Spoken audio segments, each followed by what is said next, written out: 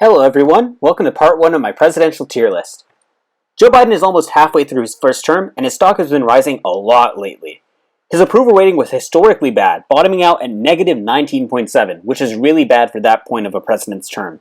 Inflation topped 9% for the first time in 40 years, and we're in a recession. But Republicans are coming out against gay marriage, contraception, abortion for teen rape victims, healthcare for veterans, and most importantly, democracy. As we saw in the Alaska House special election, having terrible candidates makes you less likely to win. Democrats also managed some policy wins with the PACT CHIPS and Inflation Reduction Acts, and the gay marriage and contraception bills are set to be voted on in the Senate pretty soon. And they have now pulled ahead in the generic ballot by 1 point, after trailing by 3 points for most of the year so far. Biden is also now only negative 10 in his own approval, and went from winning only 1 of 17 2024 polls against Trump in the general election from May to mid-August to winning the last 2, so even his circumstances are looking a lot better. In 2020, I had predicted that Biden would retire during his term because he's clearly too old to run for re-election, and then Kamala could build a resume to boost her 2024 chances. But polls show her as less popular than Biden, so that's definitely not happening. And unless his cognitive decline accelerates by 2024, he'll probably run for re-election too, as the rest of the Dems bench is awful or unlikely to run then. Pete Buttigieg has been inept as airlines mass cancel flights without any punishment. Stacey Abrams is on her way to lose another governor's election even as Dems won both Senate seats and the presidency in Georgia in 2020, and will likely win the Senate seat again. J.D. Pritzker and Gretchen Whitmer are media creations who barely have actual support in their own states. Those two and Jared Polis and Gavin Newsom, who I think are actual decent options, are all running for governor re-election this year, so they'll still be in office in 2024 and will most likely finish their terms instead of running for president. The same is true for Elizabeth Warren and Amy Klobuchar, who will be on the Senate ballot in 2024 and will most likely run for re-election there instead of for president. But back to my original point. After his latest accomplishments, where does Biden rank amongst all the presidents in U.S. history? I know Secular Talk had a recent segment where he states that Biden has been better than Obama so far. Well, you'll have to wait until part 3 of the series to hear my opinion on that, but I wanted to let my opinion on all of the presidents be known. For each president, we'll go over their presidential and House elections, with approval ratings since 1950 when we have them. I'll only show Senate results after the 17th Amendment in 1914. Before then, Senate elections were decided by state legislatures rather than a direct vote. So they don't really show what the general public was thinking about the presidency at that time. But even since, Senate results are relative to 6 years prior, not 2, and don't apply to every state, so the House results will still be more useful. I'll also summarize the events during each president's term, with specific data about the economy and budget for recent years, and grade their policies during their term. This will also serve as a brief U.S. history course. Well, maybe not so brief. As you can see, I like to ramble a lot. It's also important to note that grades will be solely based on their time as president, so nothing they did in their personal lives or other offices matters. This series will be done in 3 parts, so the videos are of a reasonable length, and I have a goal to get the last one out as soon as this year's midterms conclude. Today's set will be Washington until Buchanan. Without further ado, let's get started. Our first president, of course, was George Washington, who ran as an independent and governed from 1789 to 1796. Well, technically he served until March 3rd in 1797, but I'll just state the main years for every president. Nowadays, January 20th is Inauguration Day, but it was March 3rd back then. This is because the election wasn't simultaneous in every state, and the result wasn't known until much later because technology wasn't the way it is now. The day was fixed to early November in 1845, and after communication technology improved with things like the telegraph, inauguration finally moved to January 20th for the president and January 3rd for the House in 1933. Washington won his 2 elections unanimously in the Electoral College, as you can see. His VP both times was John Adams, but Washington didn't associate with any party and thus didn't recommend a VP. Adams just happened to win it both times. In the House elections, the first 2 races were between people in favor of the Constitution and those opposed. Those is a resource where I found these numbers from list it as pro versus anti-administration, but I think that's a bit misleading because after all, Washington didn't have a political party. As you would expect since the Constitution was ratified, the pro group won more seats, but the anti-group were all lobbied for the Bill of Rights, which rectified the issue of the Constitution being a list of rules for government functions and not actually granting rights. Once these amendments were ratified starting in 1791, the divisions changed to the U.S.'s first party system, the Federalists and Democratic Republicans. We'll discuss them, but first let's go over the map briefly. You see that Virginia was the most valuable state, especially after the 1790 census. This was helped by the 3/5 compromise, meaning that slaves, even though they couldn't vote, were partially counted as part of Virginia's population, and West Virginia was also part of Virginia until the Civil War. And then the next largest states are Massachusetts, which also had Maine as part of it for quite a while, Pennsylvania, and New York. Starting with the 1810 census, Pennsylvania and New York would be the two biggest states and would remain that way for quite a long time. Until 1960, in fact. In 1960, California passed Pennsylvania for second place, and in 1970, it became first place, the most populous state. Texas then passed Pennsylvania in 1980 and New York in 2000, and the 2020 census put Florida in the new third place. But now, let's also cover something called the tipping point states in each elections. The tipping point state is the median state needed by either side to win the Electoral College. For example, in 2016, Hillary needed to win all the states she won, plus Michigan, Wisconsin, and Pennsylvania. The states Trump won by the least in order to win. Pennsylvania became the tipping point state. This is more useful than knowing the state with the closest result. As in blowouts, knowing the median state is more useful than knowing which state gave the winner their 400th electoral vote, as they would have won with or without that state. In races until 1912, starting in 1796, you'll see New York and Pennsylvania be incredibly important. These states' populations, as we just went over, made them very valuable, and their locations also made them natural swing states. New England and the South tended to support different candidates, and those states are between those regions, which made them generally contested by both parties, although obviously their massive populations would make them contested by both parties as well. People with southern-leaning policies from New York or Pennsylvania, like Martin Van Buren, James Buchanan, and Grover Cleveland, were able to win the election by appealing to both regions. This list here is only from 1832, which was the first year with a popular vote in all but one state, but even before then, as we'll go over, those two states were crucial. And even in a year like 1840, Harrison barely won New York and Pennsylvania, though New Jersey was technically the tipping point because he didn't need New York and Pennsylvania to win, and he won New Jersey by slightly more, so it was the median state, not either of them. After 1916, as you can see from this national and state margin column, there were a lot of blowouts. New York and Pennsylvania also became reliably blue during the New Deal, outside of massive landslides like 1984. California was extremely close in 1916, 1948, and 1960, though its population wasn't that large the first two times, and Texas was tight in 1968. Jimmy Carter actually won Texas, but not California in 1976.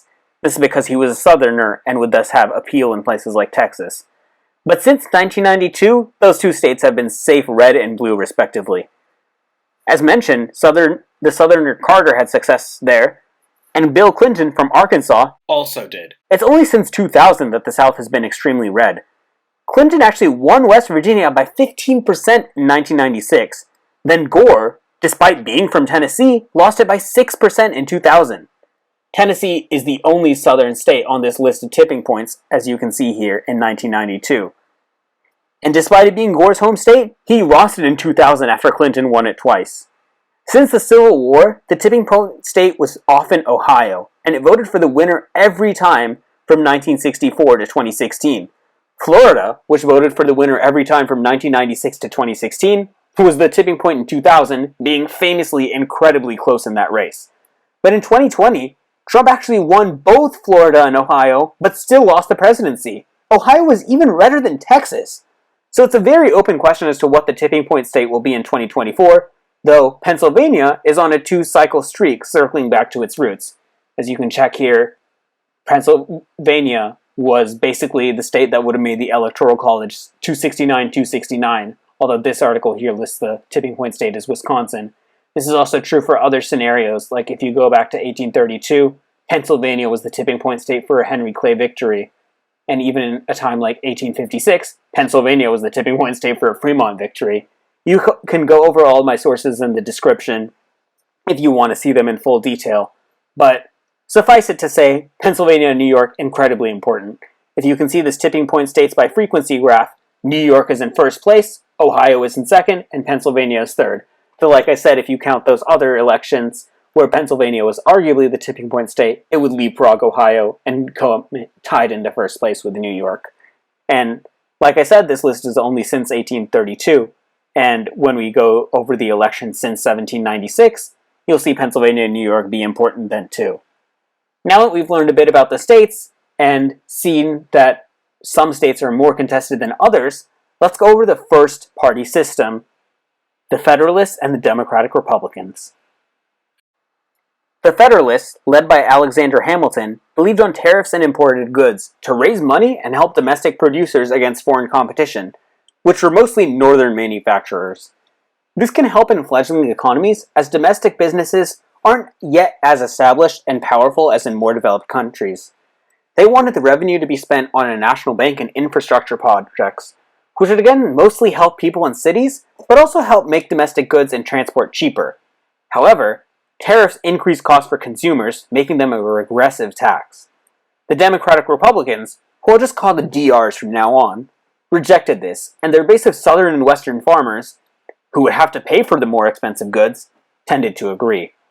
They were against a big government that would tax and spend, believing increasing the power of the government too much could make it as oppressive as the British they had just broken away from. In contrast, the Federalists were critical of the French views of radical egalitarianism, which was manifesting in the French Revolution. By radical egalitarianism, this is more in terms of civil liberties like freedom of speech and the press, and the right for non-property owners to vote, all of which DR supported more. When it came to slavery, one believing in the words all men are created equal should probably oppose it. But the Federalists were more northern and thus more likely to be opposed to it than DRs. But this varied from person to person in each party and was mostly a regional issue. When we get to each president, we'll cover their policies and see whether they were in favor of slavery or not. Neither side was like the Republican Party, which was founded in opposition to slavery, or the Democratic Party from 1852 to 1860, which actively pushed for more slavery. The DRs were more pro-states' rights and decentralization of power, again related to being against big government. They were also against debt, wanting to pay it off as soon as possible and not run massive deficits. In contrast, the Federalist policies of federal investment would mean more federal power and running deficits.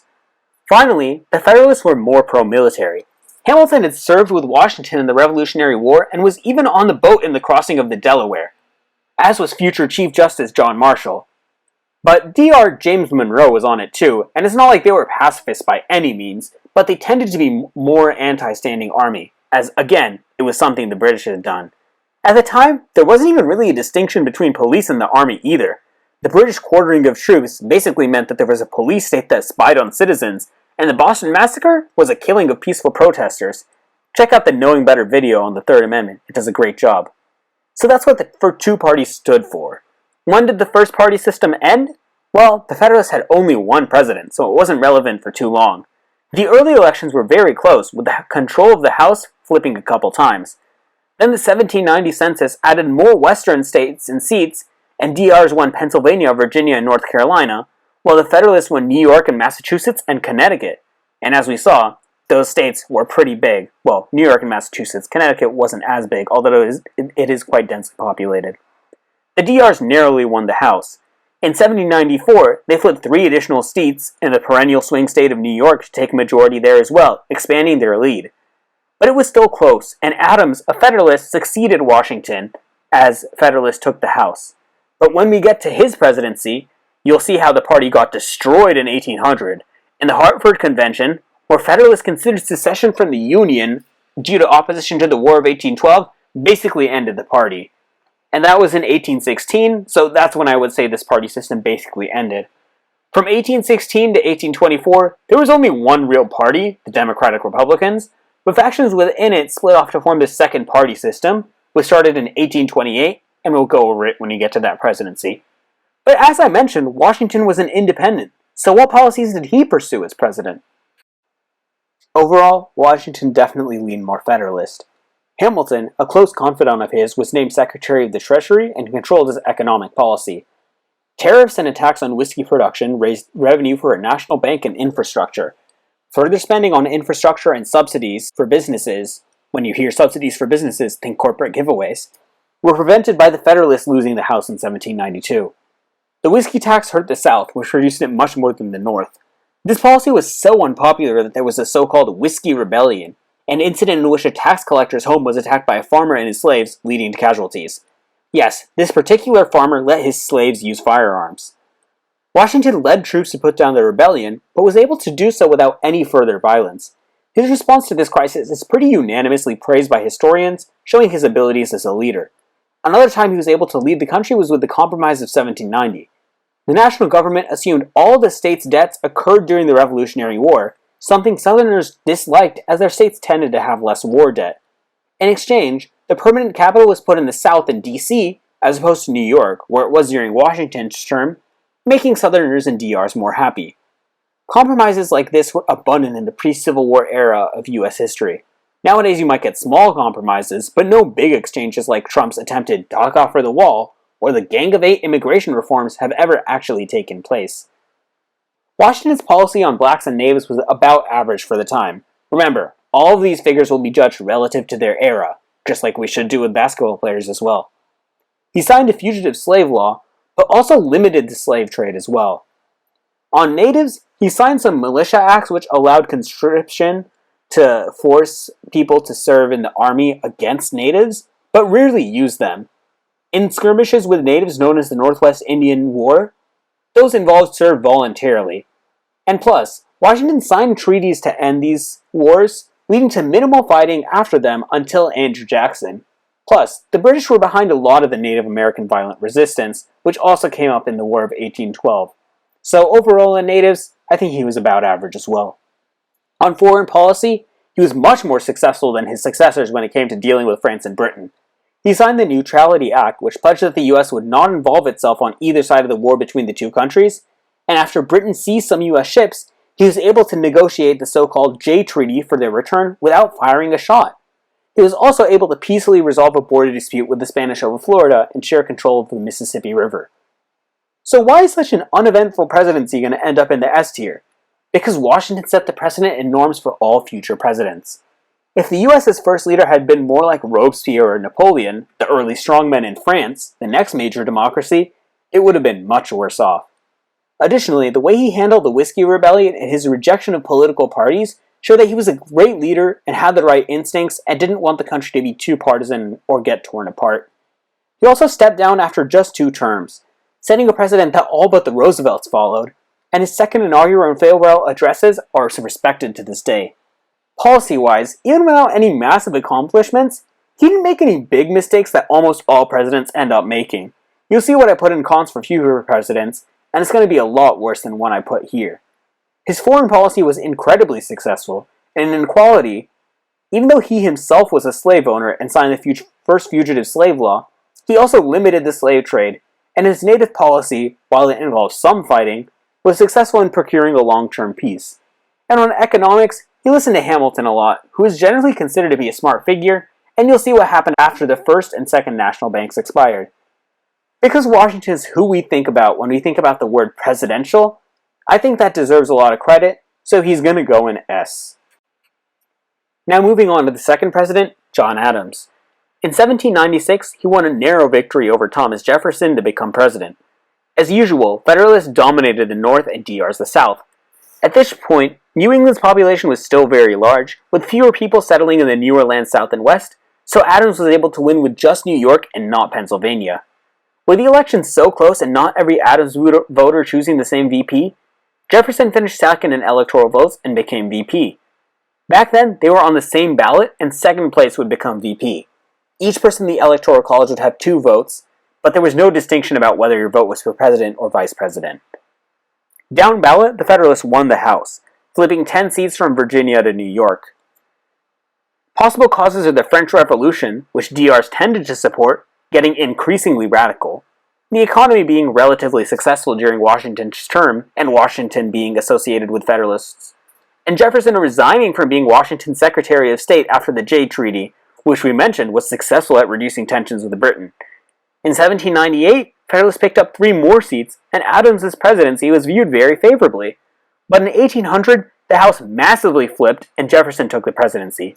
The backlash to the Alien and Sedition Acts caused Adams to hemorrhage support, and he lost the popular vote by over 20%.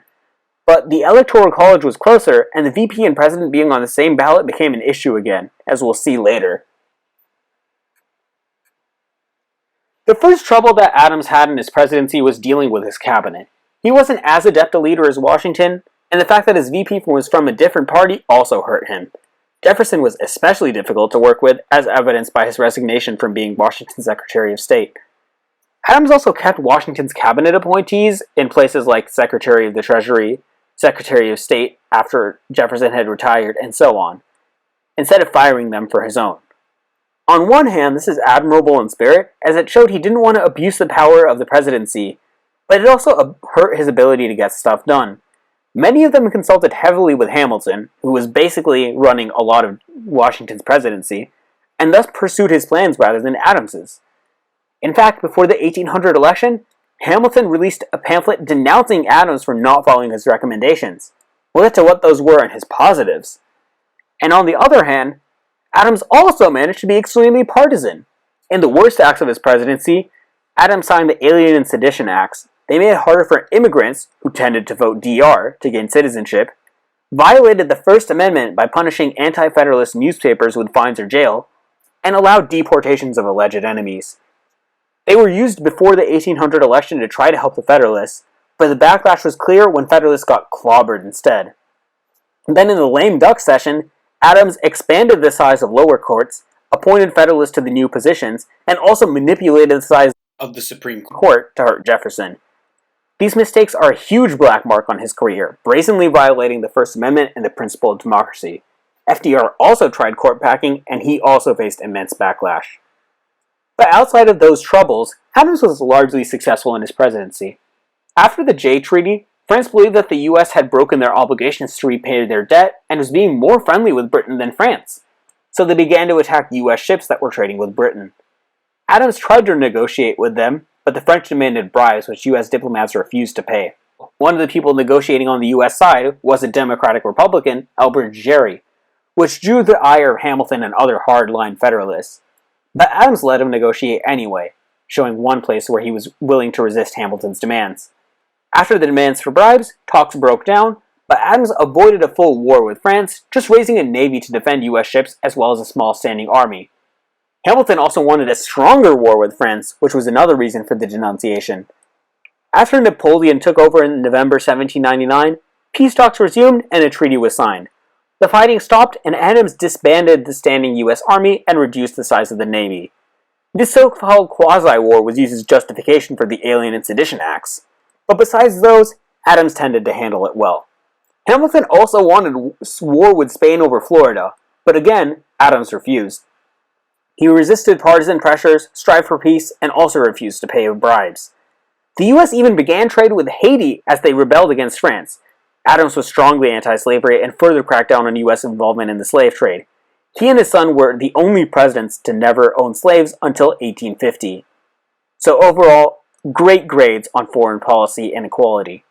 He did have to raise taxes to pay for the new Navy expenditures, but he chose a progressive land tax that counted slaves in the value of the property. So again, showing that if you're going to count slaves as property, well, pay property tax, and the fact that it was progressive is better than regressive taxes like tariffs. In an episode known as Fry's Rebellion, some people refused to pay this property tax, but the rebellion was put down without any violence, and Adams pardoned the rebels who had been sentenced to death. He did his best Washington impression, and the result was a success. Finally, he continued the Federalist-era economic policies, but without starting subsidies that Hamilton had wanted, which also gives him a solid performance on the economy. So for his overall evaluation, like Washington, he avoided having to fight any major wars, was okay on the economy, and was even better on slavery than Washington. But the massive divergence is in norms and leadership. Adams violated the Constitution with the Alien and Sedition Acts, and his court packing made him a large negative in this category, while Washington was a large positive. And though he wasn't as skilled of an administrator or facilitator of compromise, he didn't go to full war with France and Spain despite Hamilton wanting it, and he disbanded the standing army after tensions were resolved. Overall, I think his progressiveness on slavery and positives on foreign policy, and small positive on the economy, cancel out the Alien and Sedition Acts and court packing, and put him in the C tier as a president. Next up, we have Thomas Jefferson. In 1800, as mentioned, he thrashed Adams in the popular vote. But this wasn't that meaningful, as many states chose their electors via their state legislature as opposed to a popular vote, so this wasn't really a subset of the whole country, and even if it was, it didn't really matter.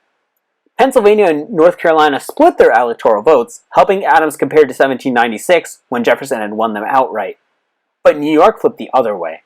Aaron Burr, Jefferson's running mate, had been the senator and attorney general from New York, and between those years, he campaigned to make the state legislature be Democratic-Republican. This is why New York voted for Jefferson in 1800 after voting for Adams in 1796, assuring Jefferson's victory. As you can see in these two elections, New York and also Pennsylvania, incredibly crucial. But the election wasn't over yet. All Jefferson voters chose Burr for VP, so they tied for first in electoral votes. This didn't happen in either of Washington's presidency because Washington got every vote, and different people in the Electoral College chose whichever VP they thought would be best. And in 1796, enough voters didn't choose Thomas Pinckney, who was Adams' selected running mate, that Jefferson, the opposition candidate, finished second in electoral votes and became VP instead. Because of this tie, the election had to go to the House to resolve it. Each state in the House would have their delegation cast a vote, and each state counts for one vote. So you'd have to win a majority of the votes in a majority of the states. This also goes to the House to resolve the tie if nobody reaches 50% of the electoral votes, which we'll see in 1824. Burr then tried to convince the House to pick him over Jefferson. At first, Federalists did. Whether this was because they were trolling, they actually liked Burr a little, or they just really hated Jefferson, I can't be sure of. But obviously, all Democratic Republicans voted for Jefferson, so neither candidate won enough states in the House election in order to win the presidency immediately. But eventually, after many ballots in which no winner was resolved, Hamilton made his disdain for Burr well known, and some Federalists switched to Jefferson, making him win the presidency. The 12th Amendment was then passed to make President and VP be on separate ballots in the Electoral College. Jefferson was justifiably mad at Burr for trying to steal the presidency, so he chose a different VP when running for re-election. Burr then ran for governor of New York instead, but lost as Hamilton, who was also from New York, schemed behind the scenes to hurt his campaign. Burr then challenged Hamilton to a duel and killed him.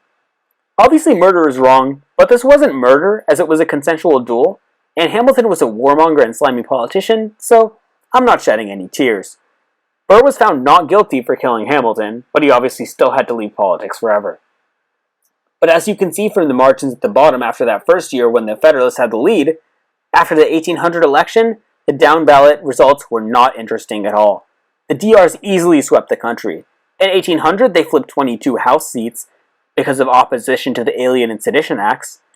And after the 1800 census, which, as you can see from the electoral map on the right, added the new state of Ohio and more electoral votes to places like Virginia and North Carolina, which were in the South, the Democratic Republicans benefited even more and expanded their margin, winning most of the new seats.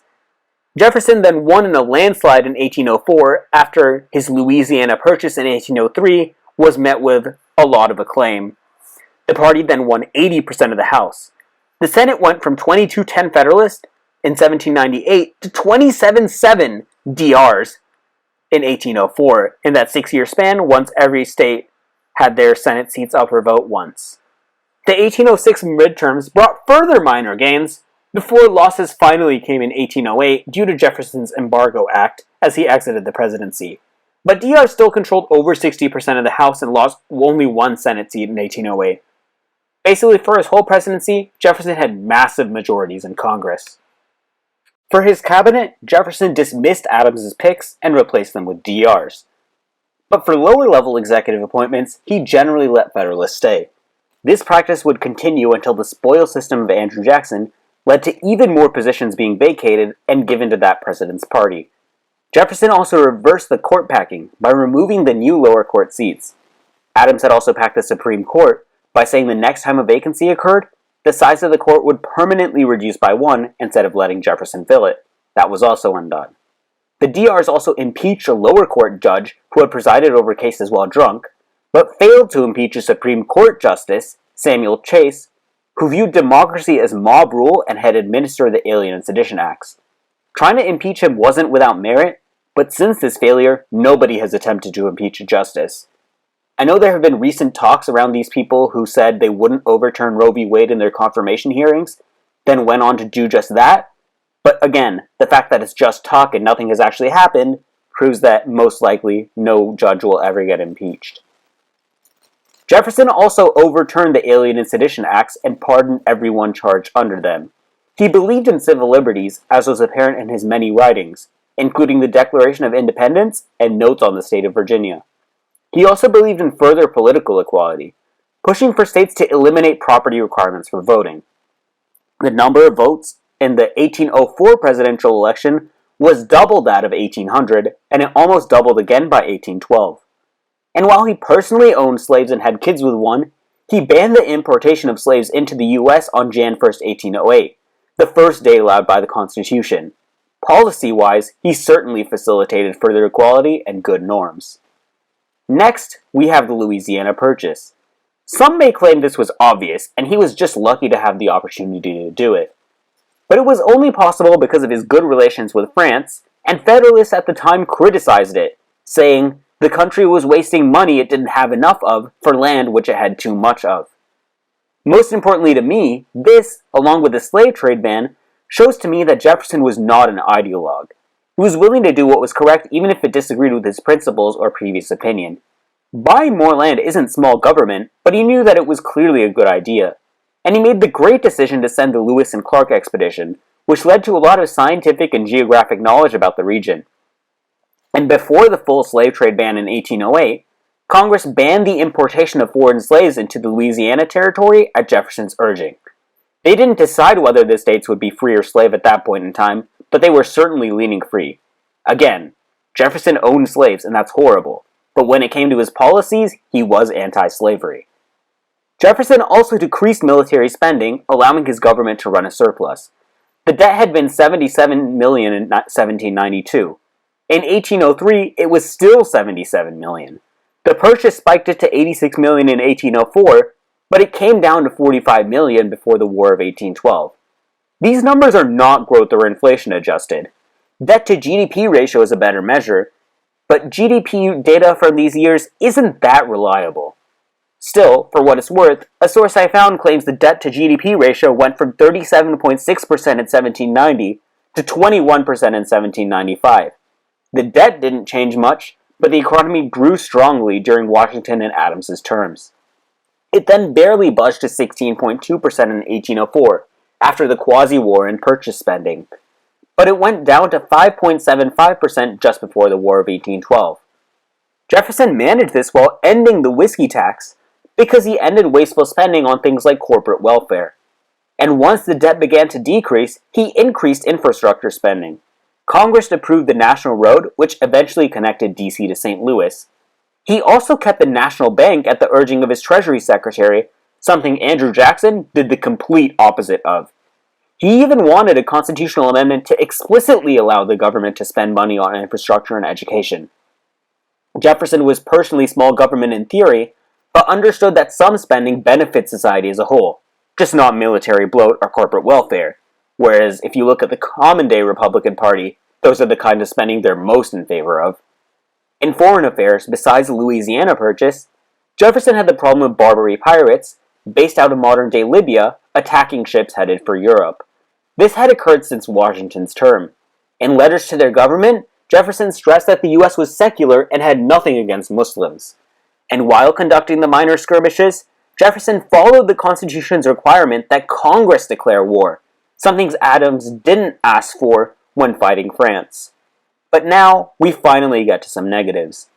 In the negotiations with the Louisiana Purchase, Jefferson didn't recognize Haiti as independent to try to appease France. As mentioned, Adams had increased trade with them and most likely would have recognized them as independent by that time in Jefferson's term when the revolution was pretty much over.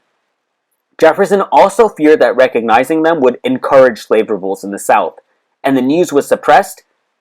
Blacks were banned from learning to read in much of the South in fear that if they learned of this successful revolt, they would try to do the same. There's no evidence Jefferson supported these black codes, but he was still wrong on Haiti. And finally, we have the Embargo Act. Adams had made peace with France, and Jefferson got along with them swimmingly. But in 1805, Britain began to attack U.S. ships found trading with France.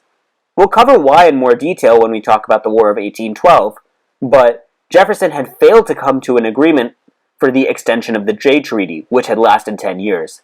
After all, he was against the original iteration, so blame has to go on him here. Without the extension of the Jay Treaty, Britain got mad and started attacking their ships. In December 1807, Napoleon also began attacking U.S. ships. Being attacked by both sides of this conflict between Britain and France, Jefferson favored neutrality over picking a side. Congress passed the Embargo Act, which cut off all trade with both countries. This hurt the economy, with my GDP source claiming growth went to less than 1% in 1807 and 1808. And as a result, it was quite unpopular, especially in New England, which did most of this trade with Europe. I still view this as preferable to war, but the inability to resolve tensions was also due to Jefferson's strained relations with Britain. But overall, in case you couldn't tell from my praise of Jefferson's ability to compromise or change his mind, I'm still putting him an S. He was undoubtedly smart, principled, and pragmatic. His minor mistakes don't affect his overall legacy of doubling the size of the country while reducing the debt, minimizing the prevalence of slavery, and moving towards infrastructure to further build America. If modern-day conservatives were more like Jefferson and less like Reagan or Andrew Jackson, America would be a vastly superior place.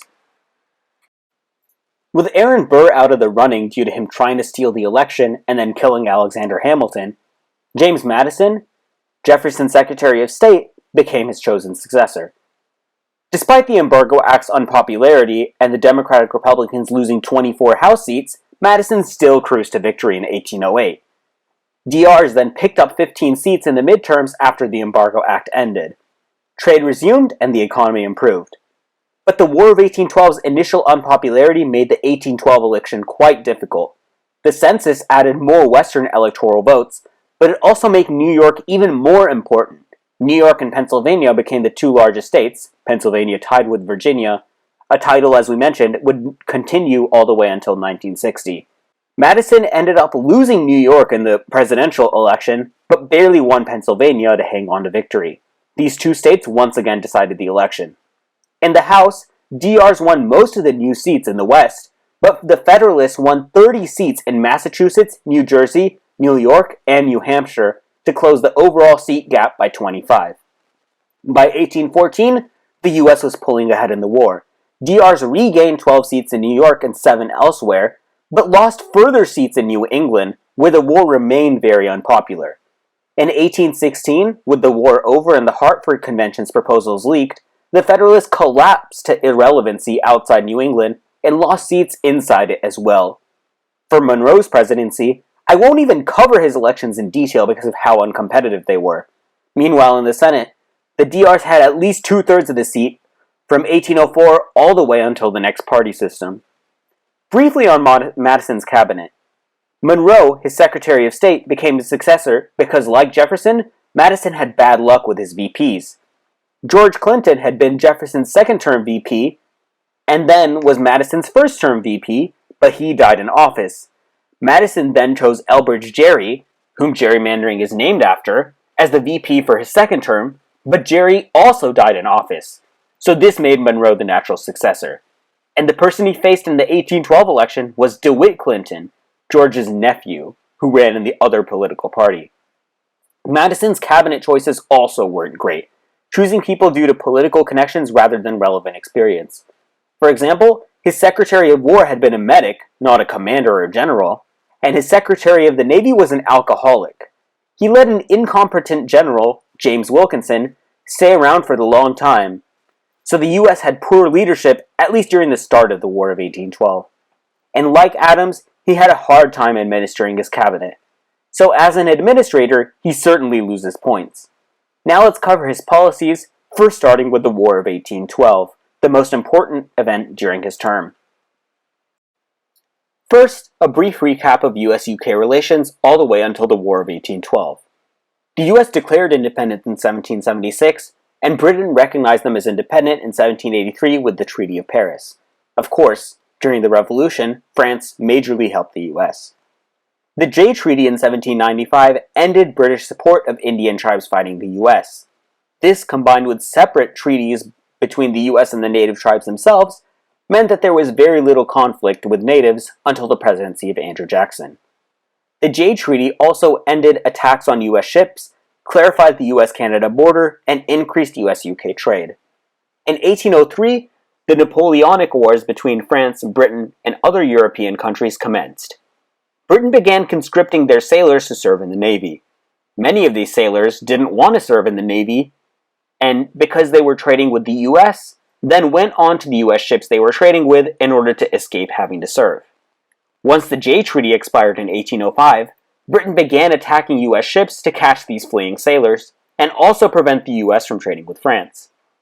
The Embargo Act in 1807 shut off trade with both France and Britain after France started attacking US ships as well. Madison at first continued the Jeffersonian policy, resisting calls for war. After France mostly stopped attacking US ships in 1810, Madison ended the embargo with all countries but Britain and raised a stronger navy in preparation for possible conflicts with the UK. With a further mandate in Congress after the midterms on June 1, 1812, Madison asked for an offensive declaration of war on Britain. Britain would still be fighting France until March 1814 with the capture of Paris, so the idea of a quick offensive, while Britain was preoccupied, was very popular. Many believed the US could capture parts of Canada. Federalists disagreed, as most of the fighting would take place in their backyard at the border with Canada, although there were some conflicts in other regions too. But most DRs approved, so war began. New England citizens were still mad, and very few agreed to fight. At the Hartford Convention in 1814, just before the war ended, the Federalist Party decided on a manifesto. They wanted to make it harder to admit new states, which would be in the West and thus mostly be composed of farmers who favored the DRs. They also wanted to make declaring war and restricting trade more difficult, repeal the Three-Fifths Compromise so the South would have less representation, and most controversially, some even advocated secession. But the war ended just as they were ready to release their manifesto. Most then saw the war as a success and the Federalists as ridiculous, so the party completely collapsed. But the war hadn't always been going well. Jefferson and Madison had both believed in a small military, so it was hard to reverse course.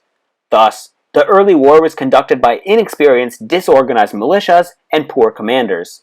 And since Madison allowed the National Bank to expire, it was hard to deficit spend.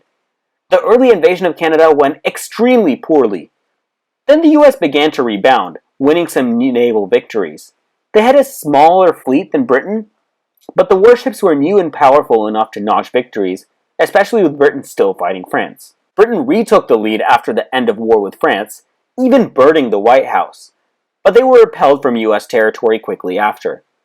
Madison was able to procure a peace settlement before the war prolonged further and caused more people to die. No territory changed hands, but attacks on US ships ended permanently, though this was more due to Napoleon falling and no need for the Embargo Act than the War of 1812 itself. After the treaty was signed, but before news had fully spread, Andrew Jackson won a victory at the Battle of New Orleans, and this gave him a very popular reputation. Fellow future President William Henry Harrison was also a general in the War of 1812. It was a clear negative for Madison to start the war, but it ended within 2.5 years instead of becoming a forever war, and Madison didn't censor criticism of the war like we saw with Adams and will see again. So, he wasn't all bad in this category. After the war, Madison moved towards more government intervention in the economy. He had allowed the National Bank to expire in 1811, but renewed it in 1816. Madison also favored infrastructure spending on roads and canals. To fund these, he reinstated tariffs. With the Federalists collapsing and DRs moving towards them in policy, the two parties basically merged and would then break apart into two new ones with a second party system. Madison did keep the US Army and Navy fairly large even after the war. The Navy continued fighting the Barbary pirates, and it was more successful as it was now more powerful and had newer ships. But the Army, which had fought British allied native tribes during the war, continued to do so. This is what the main fights outside of the DC to Canada theater tended to be. Again, I give a little bit of a pass here because Britain was encouraging these tribes to fight against the US. It wasn't a completely unprovoked attack on natives. But you can see precedent for Andrew Jackson's later actions against natives as president with his battles in this war. Natives lost 22 million acres of land in the South, and although in the Treaty of Ghent that ended the War of 1812 the US promised to respect these native lands, they pretty much didn't. Overall, Madison was below average. The war was pointless and badly run, and he was quite poor on natives. But outside of this, he was a decent administrator, and the war ended fairly quickly, so I won't quite put him in D. His influence from writing the Bill of Rights continued in his defense of liberty, as democracy expanded, and he didn't restrict civil liberties during the war. With the later people who will go in D, I feel like overall their hearts were in the wrong place, or they were broadly ineffective, not just making one mistake in an otherwise above average tenure. But causing people to fight and die for no reason is clearly worse than Adams' worst action, so Madison is the worst president so far, and lands in C-. As mentioned, James Monroe, who had been Madison's Secretary of State, became his successor. And with the collapse of the Federalist Party after the Hartford Convention, his 2 elections were incredibly easy. In fact, in his second run, he won every single state. And down ballot, there wasn't that much of a competition either, as the Federalist Party continued to implode in the House as well. The 1823-25 House is a bit complicated, as we'll see next president, so I didn't put that data here. Let's just go straight to his term, starting with the Panic of 1819. This was the first major economic downturn in US history, and the first of many called the Panic of insert year. I think it's important to learn a little about them, because they should be preventable, or at least short, if our government and society respond correctly. And it's important to know whether it was the fault of the current president, past ones, or private entities when we're going to be doling out our grades. This one also follows a pattern we'll see later, in that after wars, there's usually a temporary downturn. Generally, wars lead to high inflation and debt. The government spends more on the military, which puts people to work, though it doesn't lead to long-term growth like spending on things like infrastructure does, which is why those are infinitely better than wasting money on wars. In fact, after the war ends, the temporary increases in employment end, and the government usually has to cut back on expenditures in order to reduce the deficit. People start spending less, and thus the economy shrinks. Fortunately, this does tend to stop inflation, but as we'll see with this example, it can go a bit too far. The US had not been as involved in war as Europe had been. In Europe, farms had either been abandoned as their owners died, or damaged by the war. So US farm exports there maintained the economy in the first few years after the War of 1812 ended. But the US had still experienced high inflation and debt.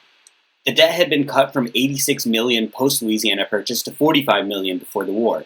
By 1816, with the war now fully over, it was all the way up to 127 million. And on inflation, my source puts it at 17% in 1813 and 7% in 1814. Though it says GDP stayed the same in 1815 and 1816, then grew from 1817 onwards, even after the panic started, which is why I say I don't know how reliable the numbers are. The debt did go down to 95 million before the Panic of 1819, and then stayed there until 1824 when the panic ended and Monroe left office. As you can see, Monroe wasn't willing to heavily deficit spend during the panic, as we'll see in his response. Because farmers were still making money from exports, just after the war ended, they bought more land, taking out loans from state banks, as a second national bank didn't exist until the very end of Madison's term. A land price bubble then formed. Then, in 1815, Mount Tambora erupted, releasing a ton of ash into the atmosphere, blocking the sun and lowering temperatures. As a result, 1816 had limited food supply throughout the world. Europe's imports kept prices remaining high, and more land was needed due to the reduced yield. But in 1819, prices crashed due to oversupply with the ash gone and lower demand due to famines and a typhus outbreak in Europe, plus their farms now being more staffed. With food prices lower, the land bubble burst, and farmers began to default on their loans, and the panic began. Cotton prices also went down as Britain looked to India for cheaper cotton than from the US. Overall, while the real GDP continued to increase throughout the panic, at least according to my source, deflation hurt farmers who had taken out loans, and also increased the debt to GDP ratio since the government had also taken out loans. The data I found says that there was deflation every year from 1815 to 1824, except for 1822. Okay, so the panic clearly wasn't caused by Monroe. It was caused by Madison's War's inflation, a land bubble due to a temporary situation in Europe and a volcanic eruption, and farmers and banks that continued the bubble that inevitably burst. But we can still criticize Monroe for his response, as he didn't do much. The National Bank continued to collect loans in metal coins, reducing the amount of money in circulation. Land began being foreclosed on. Inflation ended, but it meant that regular people had to suffer, and deflation can be even worse. We'll see this plenty of times. The people are abandoned to save the banks. Dislike of banks thus massively increased because of the panic.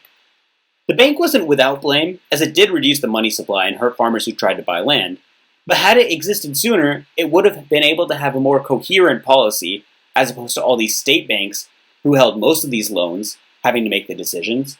And federal paper money, which wouldn't exist until the Civil War, would be much better than the state banks issuing their own money, which can lead to inflation when individual banks decide to give out more paper money than others. Monroe won re-election easily, but DRs lost 6 House seats in 1820, even though the Federalists were collapsing. Finally, in 1821, they passed laws allowing farmers to keep the part of the land they paid for instead of having it all seized by the banks. As a result, they won 8 more House seats from the Federalists in the midterms. Monroe loses points for his response, but it can't be too harsh, since saving the banks instead of the people was the response to literally every other panic in US history until the Great Depression. Since then, it's been small stimuli combined with massive bank bailouts, thanks to the FDIC and Fed, so it's still more help for banks than the people. Monroe also didn't have that much power to help, as most of the power was with the National Bank, which was independent from the president, or state banks and governments. And given the issues with the panic was deflation and poverty of farmers as opposed to unemployment, not spending on infrastructure was reasonable since unemployment was already quite low. Now to the rest of Monroe's presidency. Monroe is best known for the Monroe Doctrine. This was a philosophy that European powers should not colonize or otherwise meddle with countries in the Americas. It could be interpreted in a positive way, like helping Mexico against the French in the 1860s, but it could also mean US imperialism under the guise of protecting countries from Europe or Japan, like what happened with Hawaii. But Monroe carried it out well. He didn't take a stance on Canadian rebellions against British rule, not arming them like the US later would with Afghan rebels against Russia. The border with Canada was fixed until the Rockies, and thanks to Monroe and his successors, the US and Britain went from at war in 1815 to trading partners until the Civil War, and allies ever since. He was also successful at dealing with Spain. Spain controlled Florida and Mexico, which still included Texas, California, and more, but the two areas were separated by US territory, and Spain had few soldiers in Florida. When Seminole Indians from Florida attacked US lands, the US military retaliations, led by Andrew Jackson, crossed into Florida, and even took Spanish forts, claiming that the Spanish had been aiding the natives. There was debate over whether to reprimand Jackson for these actions, and Monroe was wishy-washy on the issue. But regardless, the relations with the Spanish were good enough for him to buy Florida for $5 million and cessions on the Texas border in the Adams-Onis Treaty. Then, in his second term, when Mexico had clearly won their war of independence against Spain, he recognized Mexico as independent and increased trade with them. This was much better than what Jefferson did with Haiti, and also better than someone like McKinley, who would later go to war with Spain and steal the colonies of Cuba and the Philippines instead of letting them become independent. Support for democracy without arming or supporting rebellions in progress is the perfect stance to take. So another positive here for an overall outstanding foreign policy, but with the caveat of the negative on natives. When it came to natives and slavery, Monroe was not very strong. As we learned, he offered only mild criticism of Jackson's anti-native policies. And on slavery, Monroe supported African colonization for free blacks. Liberia was established as a U.S. colony in Africa, and its capital, Monrovia, is named after him. The federal government sponsored travel for freed slaves to Liberia, but this policy was a failure. The U.S. didn't care if it was successful or not. It was just a place to dump blacks so white northerners didn't have to deal with them. Liberia is not a developed country with a flourishing society. When Israel was founded, it received, and still receives, massive support from the US and other nations to make it rich and successful. Liberia didn't, but like Israel's issues with Palestine, there's discord in Liberia between American immigrants and the native blacks who had less political and economic power. This boiled over in 1980, when a native-led coup killed the president, who was of American ancestry. The country's elections had been rigged until 2017, so they definitely had the right to feel cheated. Before the coup, Liberia was wealthier than the average African nation, though obviously still nowhere near what Israel is like. But the coup resulting civil war and Ebola epidemics completely ruined the country and is now one of the world's poorest. And even when it had been a colony, it's not like the US cared about it. When they declared independence in 1847, they went unrecognized until southern states seceded and Lincoln had the numbers to formalize independence.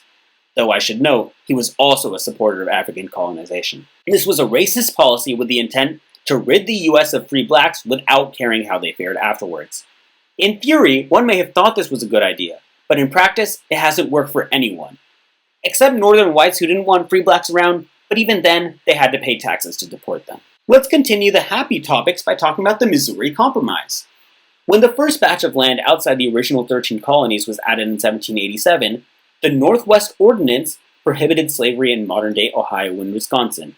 The prevailing view was that slavery was either a necessary evil or something that had to be gradually removed, but certainly not a positive good. Most northern states briefly had slavery, but there were very few slaves, and they were treated much more humanely, mostly working in manufacturing or homes instead of getting whipped on plantations. By 1805, all northern states abolished slavery, and Jefferson banned the slave trade in 1808. The North represented a majority of the House, but the Senate was equally split between southern and northern states. To try to maintain this balance, northern and southern states were admitted in pairs.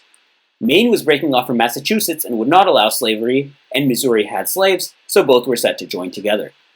Northerners were still mad and demanded that, in addition, any further states north of Missouri's southern border would have to be free. This compromise passed, and Monroe signed it.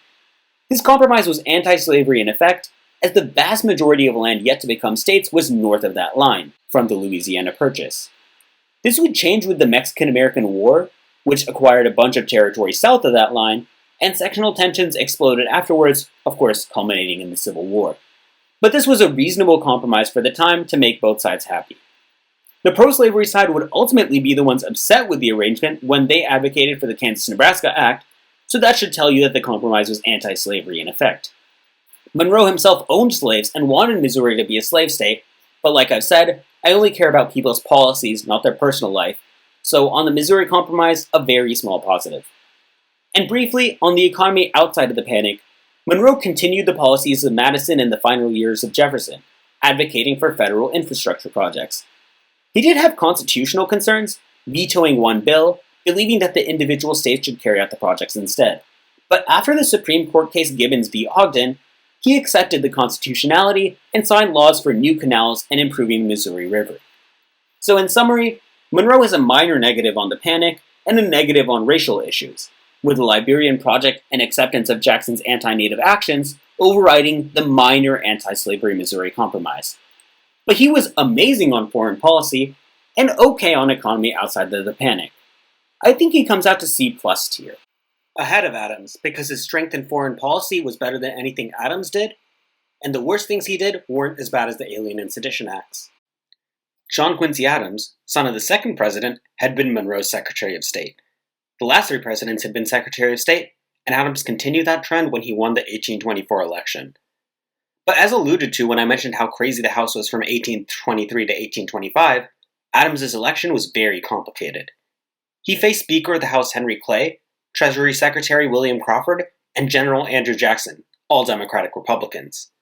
And while there have been other elections with four legitimate candidates, this is the only time they all won multiple states, and also the only time nobody received a majority of the electoral votes. The election then went to the House, though John C. Calhoun won the vice presidency with ease due to support from both Adams and Jackson. The House chose from the top three choices in the electoral vote, with each state delegation getting one vote. If nobody gets a majority in the state, nobody gets credit, and you need an absolute majority of the states to become president. This means you can't cause the winner to change by getting votes, you can only delay the outcome or win yourself. Unlike 1800, when Burr and Jefferson kept tying until Hamilton decided the outcome, this election took only one ballot in the House. Clay was eliminated, having finished fourth in the electoral vote, and he endorsed Adams, who he had the most in common with. They both supported the new Democratic-Republican policies of infrastructure and a national bank, while Crawford and Jackson were both for smaller government. Clay also hated Jackson, remarking, "I cannot believe that killing 2,500 Englishmen at New Orleans qualifies for the various difficult and complicated duties of the chief magistracy." This remark was a bit unfair, as Jackson had served in elected office, so he wasn't a general running straight for president like we'll see later. But still, it shows how strongly Clay disliked Jackson. As Speaker of the House, Clay had a lot of sway, and Adams was able to win 13 of the 24 states in the House election. New York was again the tipping point state, with Adams narrowly winning 18 of their 34 House votes. But after the election, Clay was named Secretary of State, and people became livid, believing there was a corrupt bargain of Clay supporting Adams in return for that position. Was there such a deal? Maybe, just as it's pretty likely Buttigieg was promised Transportation Secretary for dropping out and endorsing Biden, despite having as many delegates as him at that point. But they were the most closely aligned candidates, so it made sense for Clay to endorse Adams, and I tend to doubt there was an explicit quid pro quo. But it certainly appeared corrupt, and thus from day one, Adams faced large resentment from the Jackson wing of the party. He had a slim majority in the House for the first 2 years, but lost it in the midterms. Calhoun also switched his allegiance to Jackson, becoming Jackson's VP in the next election. Adams wasn't the most skilled politician, and making Clay Secretary of State to receive backlash was 100% his own fault. Plus, the vast majority of Congress was DRs, so you'd hope he'd be able to appeal to their commonalities and get most of his agenda passed. So I won't give him much of a pass for not getting much done, as more skilled politicians would have accomplished more. And by the next election, the party's factions had broken down into the second party system, which we'll cover during Jackson's presidency. Now to Adams' term. Adams did pass a lot of infrastructure projects during his term. The National Road continued towards St. Louis, reaching all the way to Ohio during his term, and several canals on the first passenger railroad began construction as well. Midwestern cities like Cleveland and Cincinnati began to grow as a result. We'll get to how he funded these programs later, as that was quite controversial, but these investments were successful in developing the country further. At this point in history, even those more against federal government action were in favor of at least some infrastructure. But plenty of Adams' other agendas were blocked by Congress. His proposals for public universities, including a naval academy, a national bankruptcy law, Department of the Interior, and explorations of the East Coast and Pacific Ocean all failed. The small government crowd resisted these measures, and Adams was unable to rally support for their passage. Adams gets most of the blame for not being able to pass these proposals. As I stated earlier, he had a majority for 2 years, and after all, most of the House was of one party, the Democratic Republicans, so he should have been able to convince them more. Now to how he funded the government. Adams and Clay at first wanted to use Western land sales rather than direct taxes. But after the panic, land prices and demand dropped, so the idea seemed worse. The debt did decrease from $90 million in 1824 to $58 million in 1829, so there wasn't really a need for increased revenues. But regardless, in 1828, Adams signed the so-called Tariff of Abominations. The average tariff increased to around 60% from around 35% in 1822. The bill, like most tariffs, faced strong opposition in the South, and since it added tariffs on raw materials needed by northern manufacturers, it lost support there too compared to prior tariffs. But Pennsylvania unanimously supported it, as did most of New York and the West, so it still narrowly passed. The economy took a hit, with GDP growth falling to 1.35% in 1828, after having been over 3% every year since the panic started in 1819. But overall, still a positive on the economy, as he paid down the debt and built up infrastructure in new western cities, and the tariff was at the very end of his term, so it had minimal time to make a negative impact. On foreign policy, Adams was successful in expanding trade, well, at least prior to the tariff of 1828. Reciprocity treaties, where both sides pledged to not increase tariffs, were struck with Latin American and European nations, and this is where the South would have done most of their exports to, which is why they didn't want tariffs to increase, because it meant the reciprocity treaties would be violated. British colonies did not trade as favorably, instead having low tariffs with each other and large one with other countries, known as the imperial preference system, so trade with them didn't really increase that much. Adams also maintained good relations, receiving claims on behalf of the US and paying them as well. Once Mexico gained independence, the administration tried to buy Texas but was rebuffed. But when Texas launched their war for independence, Adams did not support them, continuing Monroe's non-intervention policy. On natives, Adams was against Indian removal and favored consensual agreements, but states like Georgia did it anyway. Still, clearly better than his predecessor Monroe and his two successors on this issue.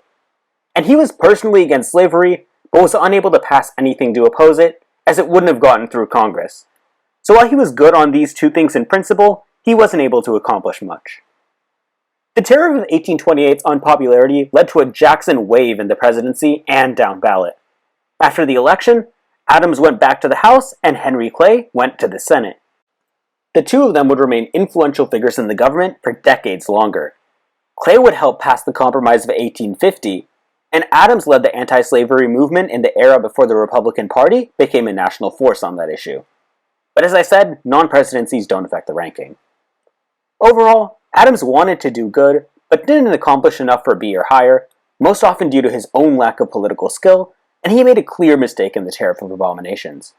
But most of what he did was correct, and we presided over a good economy and improving international relations, so he's clearly above average, and thus he slots in at C+. Now to Andrew Jackson's presidency.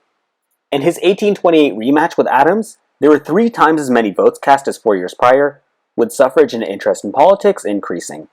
Only South Carolina and Delaware didn't have a popular vote for president, and in 1832, only South Carolina didn't.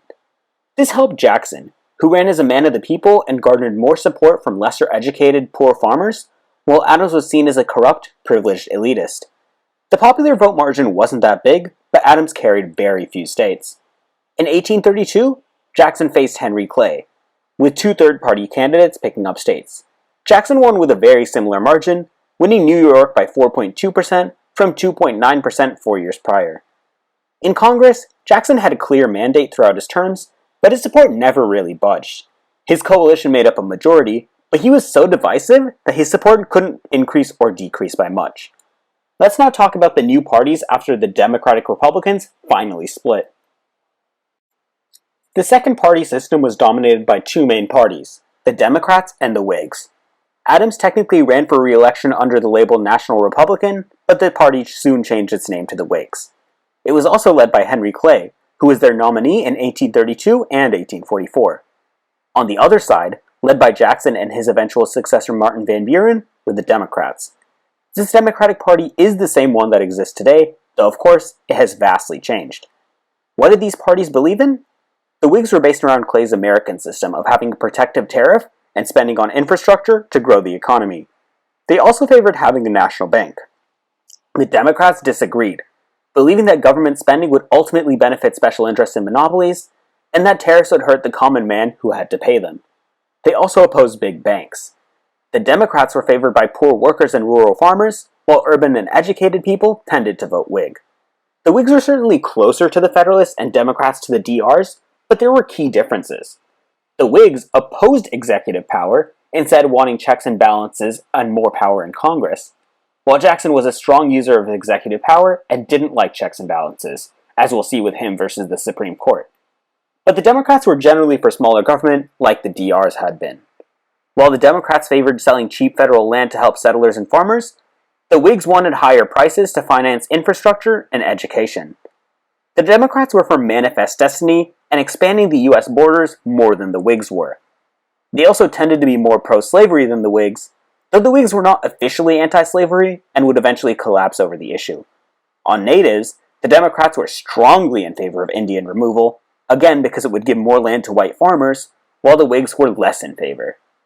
The Democrats dominated the presidency during this party system, but this largely because both Whigs elected died in office, making them unable to run for re-election and benefit from incumbency. Democrats dominated Virginia and west of the Mississippi, and also usually won the tipping point states of New York and Pennsylvania. The Whigs dominated Clay's home state of Kentucky and Adams's home state of Massachusetts, and tended to win most states north of Virginia besides New York and Pennsylvania. There were also several relevant third parties during this party system, which has not been true since the Civil War, so let's learn about them too. Firstly, we have the Anti-Masonic Party. They were founded in opposition to Freemasonry, a secret society sometimes associated with the Illuminati. Both Clay and Jackson were Masons, so supporters of the party were against both Democrats and Whigs. While Whigs, who were the party of people in big cities and favored big banks, seemed to embody the elitist tendencies of Freemasonry more, anti-Masons also disliked Jackson's overuse of presidential power. And when it came to what they were actually for, they tended to agree with the American system, and thus ended up merging with the Whigs. In 1832, They won Vermont in the presidential election and became 10% of the House, with all their seats in the North. But in 1836 and 1840, William Henry Harrison, their preferred candidate, won the Whig nomination as well, so they merged with the Whigs in 1840. Plus, they had been losing House seats every year since 1832, so they were becoming irrelevant regardless. Next was the Nullifier Party. This was a South Carolina-only party which strongly opposed the Tariff of Abominations. They held that states' rights were important and that the state should have the right to ignore the tariff. We'll get into more detail on the nullification crisis next slide. Calhoun, Jackson's VP, started the party. They dominated the House in South Carolina, and their presidential candidate won the state in 1832 and 1836. But they went back to being Democrats after Jackson once the tariff had been reduced to their liking. South Carolina would continue this trend of being pro-states' rights by being the first state to secede after Lincoln's election. Next are the anti-slavery parties. The Liberty Party, which started in 1840, was explicitly abolitionist and gained little traction. But after the Mexican-American War, with new states about to be added, the Free Soil Party emerged. They were more moderate, just wanting the new states to be free as opposed to immediate abolition everywhere. Martin Van Buren, who created the Democratic Party, ran for the Democratic nomination in 1844 after losing the presidency in 1840. But James K. Polk won the nomination instead. He then left the Democrats for the Free Soils and ran for president as one in 1848. He won 10% of the popular vote, but no states. The Compromise of 1850 would temporarily settle the slavery debate, and the party won only 4.9% in the 1852 presidential election. But after the Kansas-Nebraska Act, anti-slavery fervor reached an all-time high, and the Republicans, a new anti-slavery party, formed. They became large enough to win the presidency in 1860 under Abraham Lincoln. But that's part of the third party system, so we'll cover them later. On the other side, even some pro-slavery voters opposed the Kansas-Nebraska Act. The Unionist Party was a label for Southerners who supported the Compromise of 1850. In 1860, they ran as the Constitutional Union Party in the presidential election. They opposed secession from the Union, but also did not want the Constitution to be amended to free slaves. They won 3 states in the 1860 presidential election. Finally, the most successful third party was the American, or Know Nothing Party. Know Nothing Nathaniel P. Banks was even elected as Speaker of the House in 1855 as a non-Whig, non-Democrat compromise candidate. In 1856, their presidential candidate, ex-President Millard Fillmore, won over 20% of the popular vote and 1 state. What did the Know Nothings run on? They were opposed to Catholicism and Catholic immigration from Ireland and Germany. However, they weren't anti-Semitic or especially anti-black, as they tended to avoid the issue of slavery. In fact, Catholics mostly voted Democratic and hated black people the most, as free blacks competed with immigrants for lower-wage jobs. And the Know Nothings were early supporters of women's rights and temperance, which were mainstays of the progressive movement in the early 1900s. So, to say these are just like some right-wing xenophobic party is completely untrue. The Know Nothing government in Massachusetts, led by Henry Gardner after the 1854 election, then Banks himself from 1858 to 1860, passed legislation for public education, alcohol taxes, and more women's rights and divorces. The large number of Catholics in Massachusetts gave the Know Nothings a lot of appeal there. And as to my point on Catholics hating black people the most, ask yourself if Boston is considered racist nowadays. But Know Nothings didn't have an official stance on slavery, and after the Dred Scott decision, they collapsed, with their supporters going to any of the Constitutional Union, Democrat, or Republican parties, depending on their views on slavery. Banks himself switched to the Republicans and ended up being a general in the Civil War. Ultimately, while the second party system had many unique parties, after the Dred Scott decision, it was obvious that slavery was the most pressing issue. So it collapsed down to just the Republicans, Democrats, and Constitutional Unions. The Constitutional Unions became irrelevant after the Civil War, leaving just the 2 parties we've had ever since, the Democrats and the Republicans. Now to Jackson's presidency. Here's his main issue. Remember when under Washington I talked about his norms being his biggest strength and how he wasn't a strongman or dictator? Jackson's flagrant violation of norms and limits on presidential power are some of the worst things he did during his presidency. Henry Clay remarked, "Remember that Greece had her Alexander, Rome her Julius Caesar, England her Cromwell, and France her Bonaparte," when campaigning against Jackson, and this was a prescient warning. But first, let's go over the few situations where Jackson was in the right on norms, starting with the nullification crisis. As mentioned, South Carolina didn't want to be subject to the Tariff of 1828, and thought states' rights should overrule the federal government. Of course, the Supremacy Clause of the Constitution blatantly disagrees with this premise. Jackson kept the tariff in place. While he wasn't a strong supporter of it like the Whigs, he wasn't that concerned with that specific policy and didn't make reducing it a priority. In 1832, towards the end of his first term, Congress reduced the tariff. But the reductions weren't large enough to make the nullifiers happy. Calhoun resigned from the vice presidency and got elected to the Senate from South Carolina, ramping up the war over the tariff. Jackson made it clear that any rebellion against the federal government would be quashed, but he also called for another reduction of the tariff. Jackson was willing to compromise on this issue, while the nullifiers were the ones who were being unreasonable. When a tariff bill was passed, Jackson also signed a force bill, which clarified that federal troops could forcefully collect import duties. This proved that he wasn't going to just give in to any threats of nullification. Otherwise, states could just keep making threats to get whatever they want. A similar situation would come up when the South threatened secession, and Lincoln also made the correct decision to not give in to insane threats. Otherwise, you're just going to incentivize people to do insane things like threaten secession or nullification. This two-bill strategy was checkmate against the nullifiers, and Jackson won the battle. Jackson also believed in expanded democracy, well, at least for white men. States continued to give the right to vote to all white men, not just property owners. As we had mentioned, in 1832, there were nearly 3 times as many people voting as in 1828, and Jackson had been, and continued to be, part of that push. He also called for the abolition of the Electoral College, although maybe this was just because he was mad about how he lost the 1828 election, and wanted term limits on presidents. But Jackson also greatly expanded the power of the president for bad reasons. Firstly, he began the so-called spoils system. He removed more government employees from office than ever before to give out the jobs to the members of his party. This rewarded people for supporting him, including monetary support, so this massively increased corruption in the government.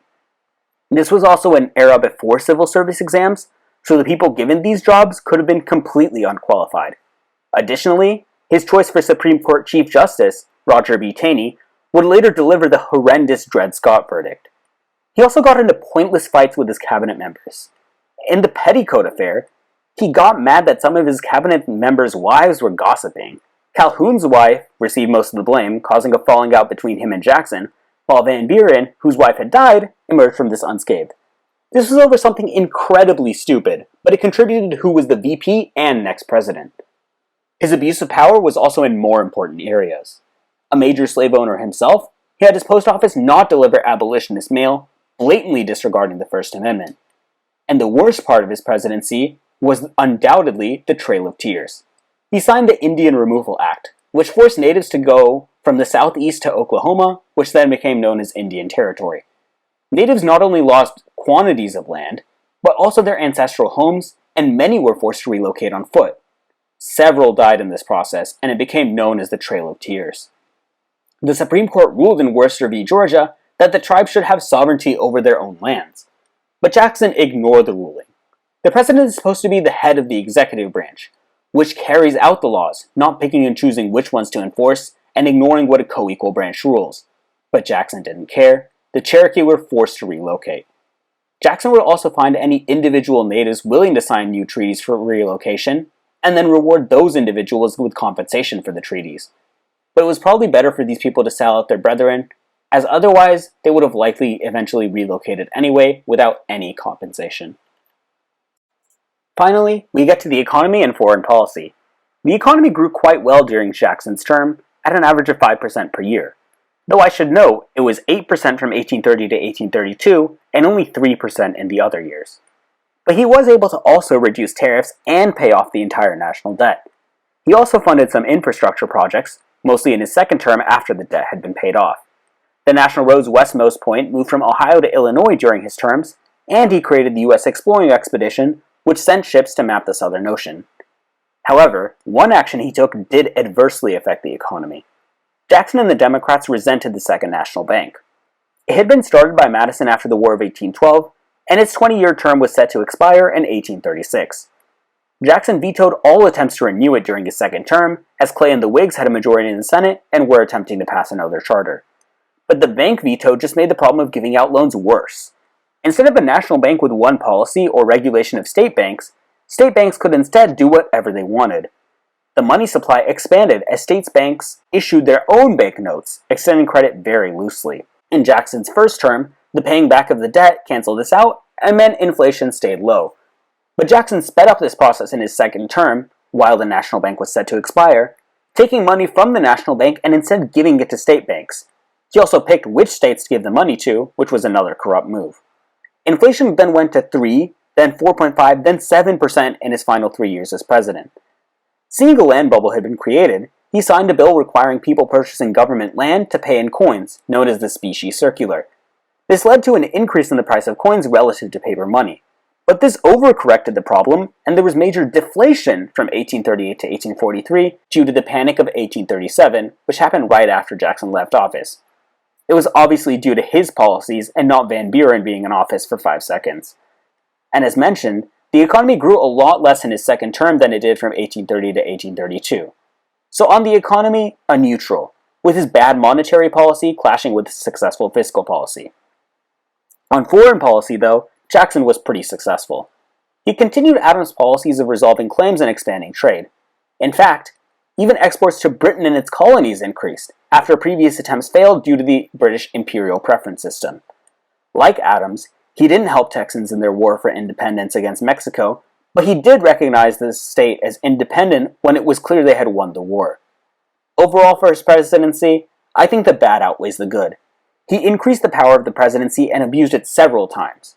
Though he had some moments of good norms, rejecting states' rights and calling for more democracy, and was decent on the economy and good on foreign policy, his policy on natives, the National Bank, increased partisanship, corruption, and abuse of power put him below average in C-. I put him below Madison too, as even if any of his individual negative actions weren't as bad as the War of 1812, there were more of them, and the Trail of Tears was pretty bad. But he had good aspects to his economic policy besides the National Bank part, and his foreign policy was quite solid, so D seems too harsh. Still, if I'm putting him below Madison, that makes him the worst president so far. Jackson's second-term VP and fellow founder of the Democratic Party, Martin Van Buren, was his successor. In the 1836 election, the Democrats lost 15 House seats, as the anti-Masonic Party began to unify with the Whigs, and Van Buren was less popular than Jackson without the war hero reputation. The Whigs ran different presidential candidates in each state, as they were still a young party and not fully united. Van Buren was from New York, so he was able to win it by 9%. Instead, Pennsylvania claimed the tipping point state title, with Van Buren only taking it by 2%. South Carolina still opposed the Democrats, and the Whigs won Kentucky, Clay's home state. The North v. South divide was not as stark as it had been with its Federalists versus the Democratic Republicans. Still, the Democrats hung on to a small majority in the House, and Van Buren would have a majority for his whole tenure. Interestingly, the only sitting VP to win the election since Van Buren was Bush Sr. in 1988. Many VPs who ascended to the presidency have won re-election, though none before Teddy Roosevelt in the 1900s. And given the string of Secretary of State presidents, the idea of VPs being the successor was really only true from Washington to Adams prior to Van Buren, and now Bush Sr. In fact, Van Buren had also been Secretary of State in Jackson's first term while Calhoun was VP, but that trend has died out, as we've also only had one Secretary of State become president since, in James Buchanan. Early in Van Buren's term, as mentioned, the economy collapsed with the Panic of 1837. But during the midterms, the nullifiers became Democrats, and with a lot of blame going to the banks rather than the Democrats, they were able to avoid losing too many House seats. But in 1840, the economy was still terrible, and now the Democrats had to take the full blame. The anti-Masonic Party fully merged with the Whigs, and the opposition united behind one candidate, William Henry Harrison. Van Buren was clobbered in the electoral vote. He did only lose the tipping point state, New Jersey, by 3.6%, and was respectable in the popular vote as well. But narrowly losing Pennsylvania and New York made the electoral margin drastic. The Whigs also massively flipped the House, while the Senate went from 35-17 Democrats in 1837 to 29-22 Whigs in 1841. Of course, when we get to the lack of a Harrison slide, you'll see that he didn't get to govern with those large majorities in both houses. So what caused the Panic of 1837? As mentioned, a land bubble had formed due to a good economy and state banks leaving out risky loans. Indian removal also opened up more land for farming. But as more land was farmed, Eventually, like in the previous panic, there was an oversupply of crops and prices crashed. Europe also started growing more wheat and found more cotton from India and Egypt, reducing demand for crops. Also, banks had been obtaining new silver from China and Mexico, allowing them to lend more and leading to even more inflation. But this stopped, as Britain began receiving Chinese silver for opium, and chaos in Mexico hurt their ability to export it as well. Since people buying government lands had to pay in specie due to the specie circular and supply was low, specie prices increased, making paper money worth less in comparison, and suddenly deflation started. Importers and exporters also needed specie to settle trade. Overall, ordinary people's paper money became worth less and less, while elites hoarded specie and made others suffer. Van Buren refused to repeal the specie circular, which had been established by executive order and could be repealed that way, and this definitely worsened the crisis. Congress finally repealed it in May 1838, which rescued the GDP, though deflation continued. Instead of reinstating a national bank, Van Buren wanted government and banks to be separate. He supported an independent treasury system, which had much less power than the national bank had. It passed late in his term, but did little to help. Van Buren's fiscal policy was also flawed. While Jackson was willing to spend on infrastructure, Van Buren was not. The debt increased from 1837 to 1839, though that's not saying much since it was basically at zero prior, but then decreased from 1839 to 1840, even though the economy was still not in great shape until 1843. Van Buren was more concerned with balancing the budget than with stimulating the economy. While GDP didn't suffer that much during this period, the inflation, then deflation, caused a lot of people to be impoverished and led to some unemployment. Additionally, government spending can lead to inflation when it's done in too much of a quantity, but when deflation is going on, that's when you want the government to be spending. Infrastructure spending would have tackled both the deflation and unemployment issues. So Van Buren gets a poor grade for his economic record on both fiscal and monetary policy. Van Buren's policy on natives and slavery was also awful. He was personally against slavery and later joined the Free Soil Party. But these feelings either became much stronger later in his life, or he wasn't willing to risk his political career speaking out against it. During his term, his only action that could be interpreted as being against slavery was not annexing Texas. Texas had already voted in favor of joining the US, they had clear military control over their land, and Jackson had already recognized them as independent, without Mexico saying anything, but Van Buren was still against annexation. I don't think this was a good decision. You could say Mexico would have gone to war with the US, since that's what happened when Texas later joined. But even then, Mexico just disagreed on the border. They never tried to claim all of Texas. So this should have been done, and not doing it was Van Buren trying to avoid political controversy instead of doing the right thing.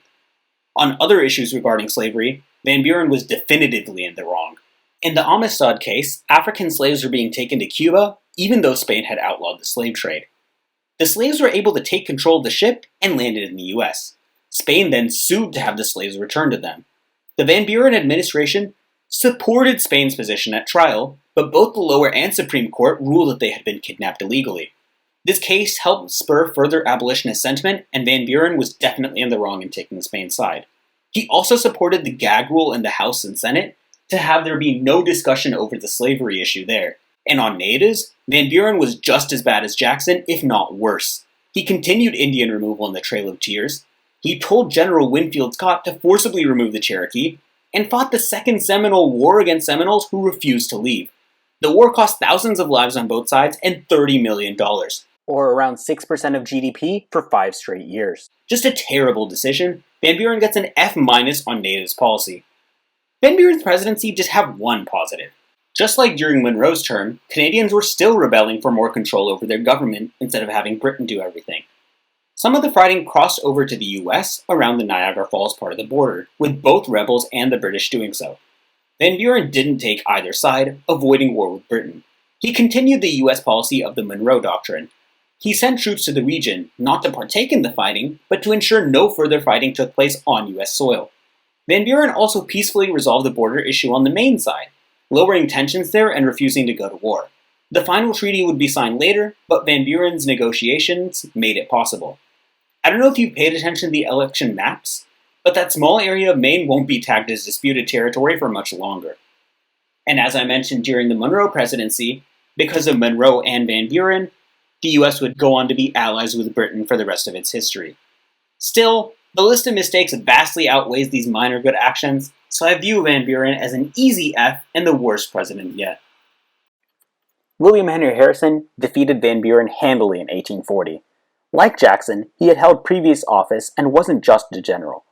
But he was the oldest president yet and had a long inauguration speech on a rainy day. He caught pneumonia and died a month into his term, and is thus excluded from the rankings. His VP, John Tyler, took over. Tyler wasn't really a Whig. He had been a Democrat until the nullification crisis and favored states' rights. He didn't agree with the Whigs on their main policy priorities, he just disliked Jackson. Lincoln would also choose a VP from an opposing party, and that also proved to be an atrocious decision. A year into his presidency, Tyler was expelled from the Whigs, and when he ran for re-election, he tried to as a Democrat, but didn't gain much traction. He endorsed James K. Polk, who wanted to annex Texas, while Van Buren didn't. After Polk won the nomination and the presidency, Van Buren left to join the Free Soil Party. With the panic still persisting and Tyler's unpopularity and inability to pass much, the Whigs got shellacked in the midterms by the largest margin yet. The number of seats in the House decreased, so the Whigs losing 70 seats is more telling than the Democrats gaining 49. By percentage of seats changed, it's not the worst midterm ever. I think that still goes to 1894, but it was a really, really bad. This started a streak of the president's party getting killed in the midterms that would last uninterrupted until 1878. Since 1934, the president's party has lost seats every year in the House, except 1998 and 2002, with the caveats being the Republican overreach with the impeachment trial in 98 and the 9/11 fervor in 2002. This year might also join that list of exceptions, as the Republicans have gone totally insane, and there was the abortion change. The Whigs recovered a few seats in 1844, but lost the presidency. But before Tyler's tenure could start, he had to assume the office as the first VP to ever do so. He made it clear that he should be given the title president, not just be given the powers without the title. This was probably a good decision to reduce uncertainty as to what he was. But his running of his cabinet was pretty poor. It wasn't his fault that a lot of them resented him and didn't think he was a real president, but instead of trying to get along with them, he said, "I'm the president and you're my subordinates, suck it up." Most of them ended up resigning, and by the end, his cabinet was evenly divided between Whigs and Democrats, with him a member of neither party. Tyler started off doing what the Whigs wanted. He signed a bankruptcy law and a law which increased land sales by the government and put the revenues towards infrastructure at the state level, known as distribution, which was part of Clay's American system. He did add a provision that ensured the law would only continue if tariffs were below 20%, which foreshadowed his future disagreements with Congress. He also repealed the independent treasury, as the Whigs desired. But when it came to authorizing a national bank to replace it, Tyler didn't cooperate with congressional Whigs. He didn't believe the bank should have the right to operate in states that didn't want it, despite the 1819 Supreme Court case McCulloch v. Maryland explicitly saying it could, so he vetoed Clay's initial proposal. Even after a compromise bill was written, Tyler vetoed it as well. Tyler was then expelled from the Whig Party. Vetoing the first bill is one thing. Fine, you disagree with the proposal even if your reasoning is terrible. But disagreeing with even a compromise bill just shows arrogance. Vetoes have been extremely rare until Jackson and Tyler. In a way, Tyler's presidency set a good norm that the president has power and should veto bad laws, but because his vetoes were usually incorrect, he doesn't get credit for setting a good precedent. His presidency then featured the first overridden veto over a bill funding the Cutter Service, which enforced customs and tariffs on important goods. By this point, the Democrats controlled Congress, but they didn't like Tyler either. Speaking of tariffs, Tyler annoyed the Whigs on them as well. The government was facing a growing deficit as the panic still lingered, and Tyler had approved more infrastructure than Van Buren via distribution. So Congress wanted to raise tariffs to resolve the deficit, but Tyler had snuck in the poison pill to kill distribution if they were raised too high. Congress passed a bill to raise tariffs and a bill to remove the poison pill provision. Tyler vetoed them both, even though distribution would have ended had he just signed the tariff and not the other bill. He was just being a dick for no reason. He only signed a later bill that increased the tariff while explicitly ending distribution.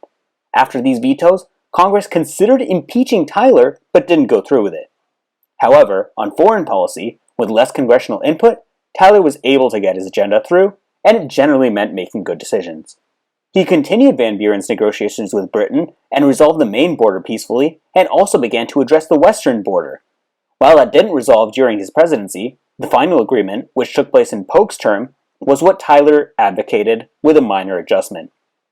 Hardline Brits wanted the border to be the Columbia River, which is now the Washington-Oregon border, while some Americans wanted the line to be higher than the current border. Tyler was willing to take the middle ground of the 49th parallel. The final agreement also gave Canada Vancouver Island, which is below the 49th parallel. But I think there was something to do with rights on the river as well that the Americans got in response. Tyler compromised in these negotiations, just not with Congress. He also spoke out against European interference in Hawaii without colonizing it himself, ended the Seminole War, and began relations and trade with China.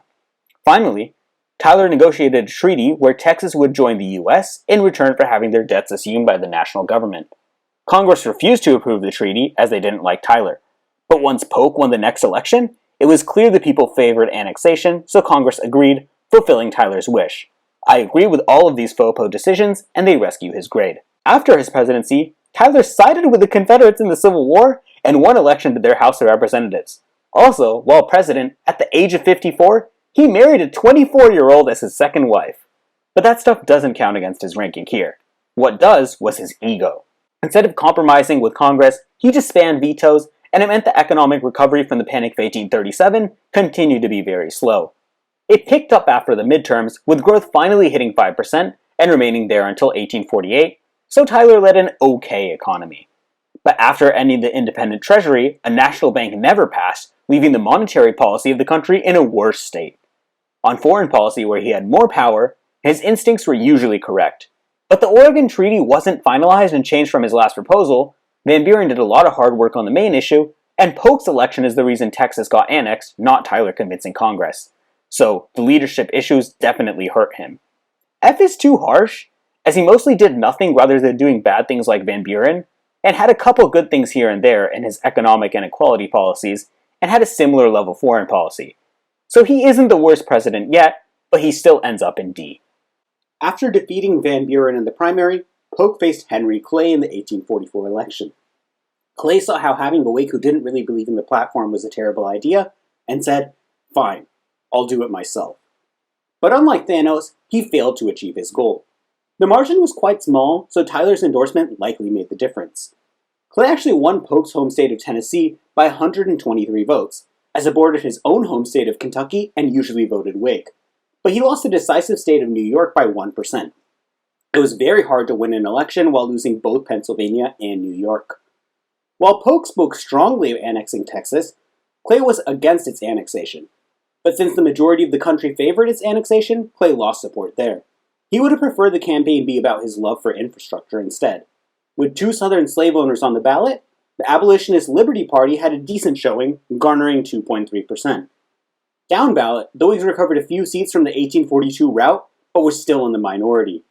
During Polk's midterm, the Whigs took the House, with the nascent Mexican-American War being unpopular. They flipped 14 seats in New York, 6 in Pennsylvania, and a couple others elsewhere. But the war was a swift victory, and the Democrats won back the House in 1848, though they lost the presidency. The Mexican-American War was the defining event of Polk's presidency. First, the background. The U.S. was the first country to recognize Mexico's independence from Spain in 1822, right after the Revolutionary War with Spain had concluded. Spain didn't recognize Mexico until 1836. The U.S. was on good terms with Mexico, with agreement on their border in 1828 as being the same one agreed to by the U.S. and Spain in the Adams-Onis Treaty in 1819.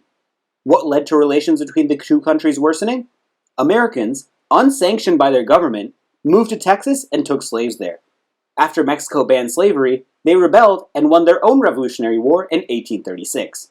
They captured the Mexican president, General Santa Anna, and released him in exchange for a promise of recognition. Mexico then claimed Santa Anna didn't have the right to grant independence, despite him having been president before going to fight, but left Texas alone. It was de facto independent. When the U.S. recognized it as independent, Mexico didn't really care. But Mexican leadership changed very rapidly in this period. This here is a list of the heads of state in Mexico. As you can see, starting in 1833 when he first took over, Santa Anna would be president half the time, then the other half, he'd go be a general instead and let his vice president take over. In 1835, when the Texan Revolution began, Santa Anna left office, first to fight a separate rebellion, but then he went to fight Texas instead. I think it's very reasonable to think that his treaty with Texas would be considered valid, and Mexico tacitly accepted it. never attempting to regain that territory and not caring after the US recognized it as independent as well. In 1845, when the US finally annexed Texas, a less warmongering president from the other party, Jose Joaquin de Herrera, was in office.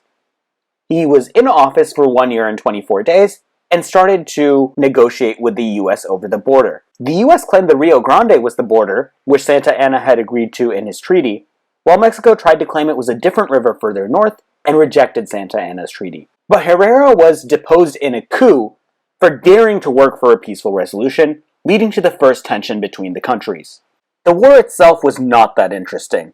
Mexico was politically divided, being in the middle of a coup, and not as technologically advanced, using British weapons from the 1810s. They were completely routed. The US even captured Mexico City in the war, but gave a fair peace. Instead of claiming all of Mexico, they only claimed the lands that are currently part of the US and paid $18 million in compensation.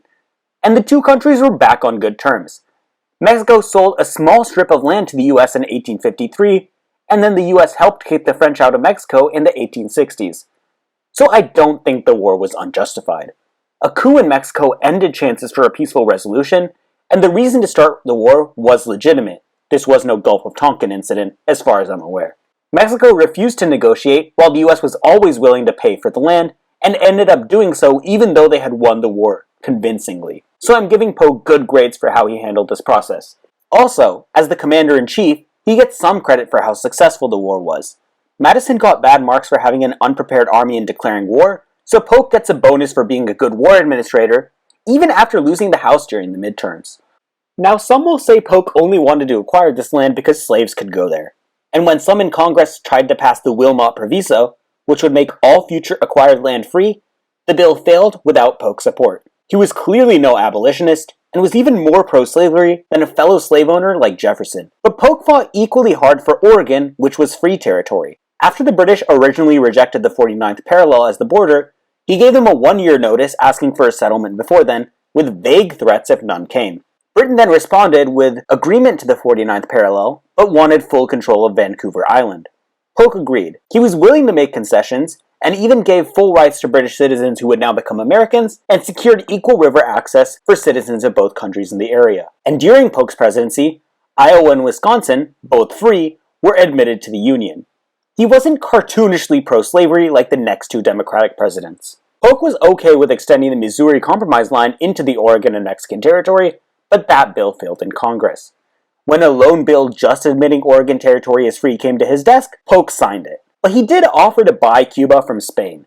This attempt at acquisition is much more questionable than the other two. It had a ton of slaves and used plantation farming for sugar, rum, and more.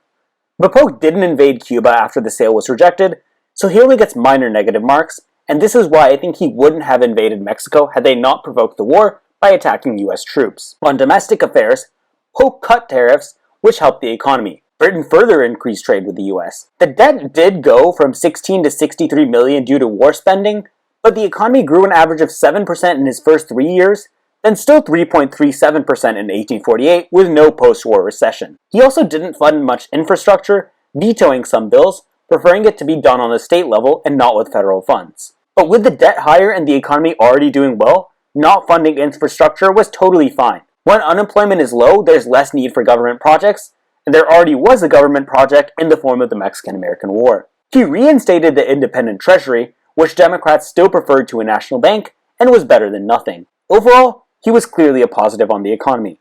Combined with his larger positive on foreign policy, and only a small negative on equality, I put him in B.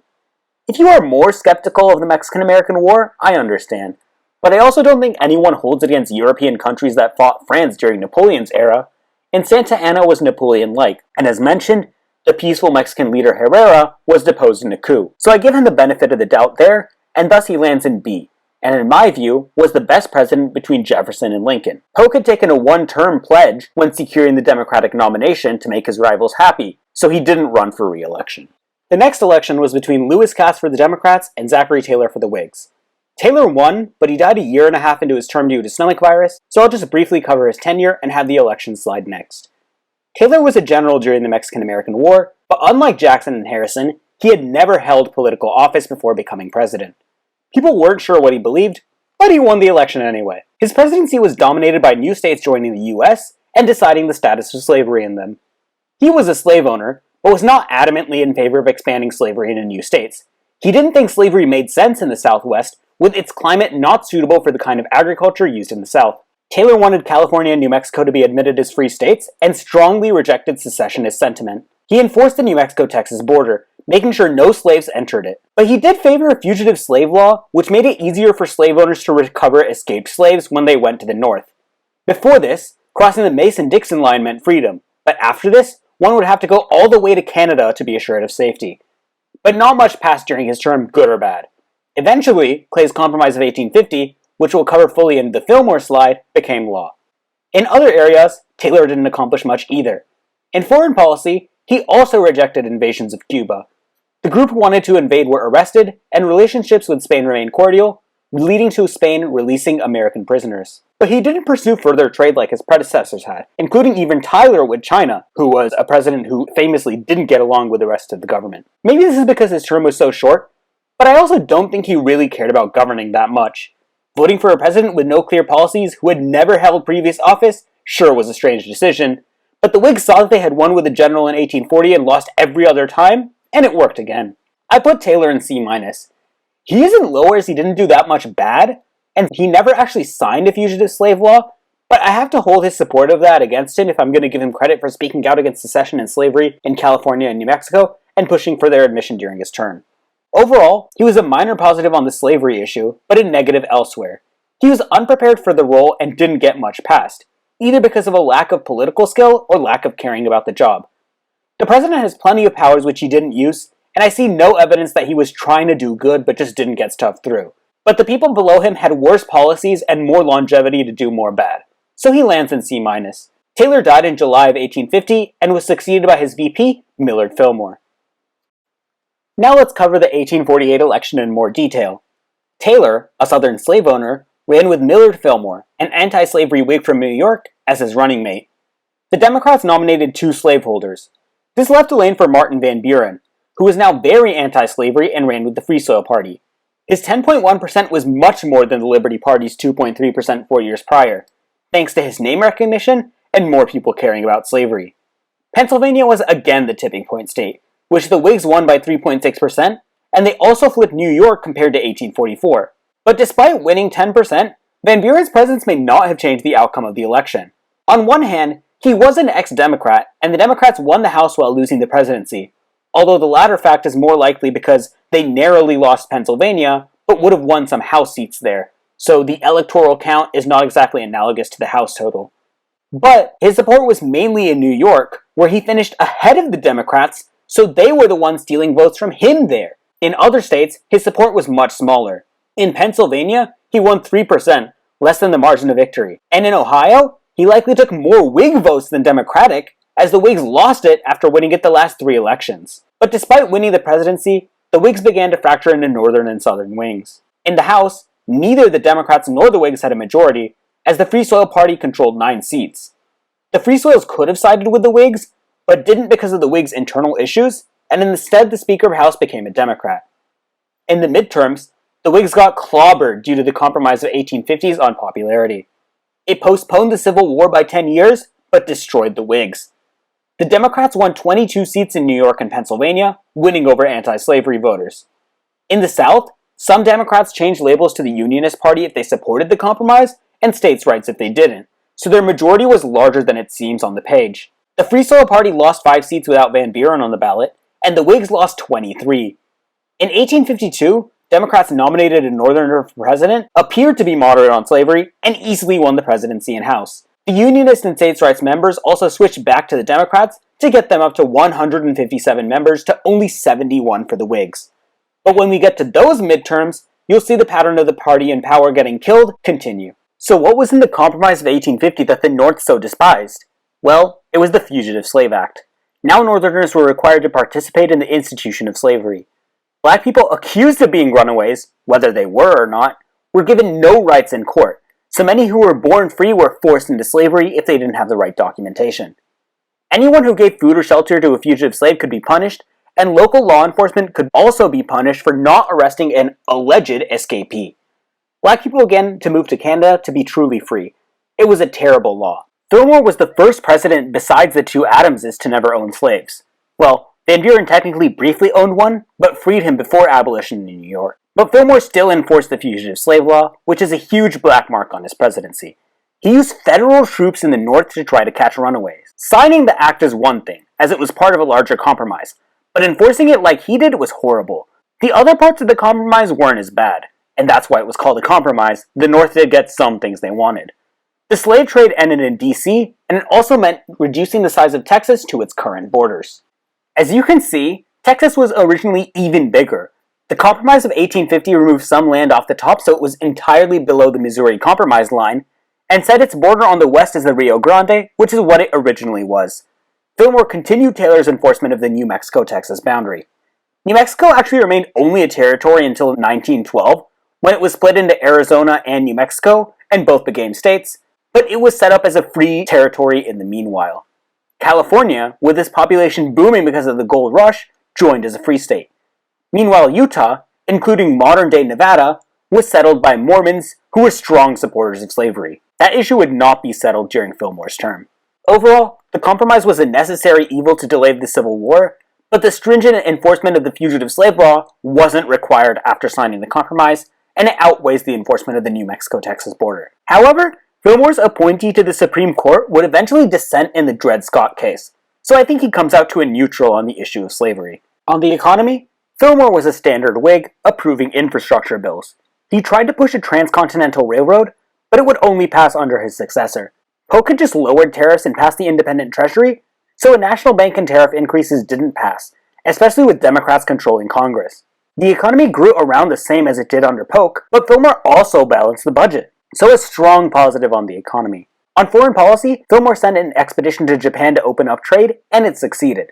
The trade treaty was signed under Pierce, but Fillmore started the process. Napoleon III, who would later try to take over Mexico, also wanted to annex Hawaii, but like Tyler, Fillmore stood strongly against it. He also signed a secret treaty to annex Hawaii if war did break out with France, which is a little shady, but it was done with the support of the Hawaiian king, and many Hawaiians did want to join the US, so I can't count it too much against him.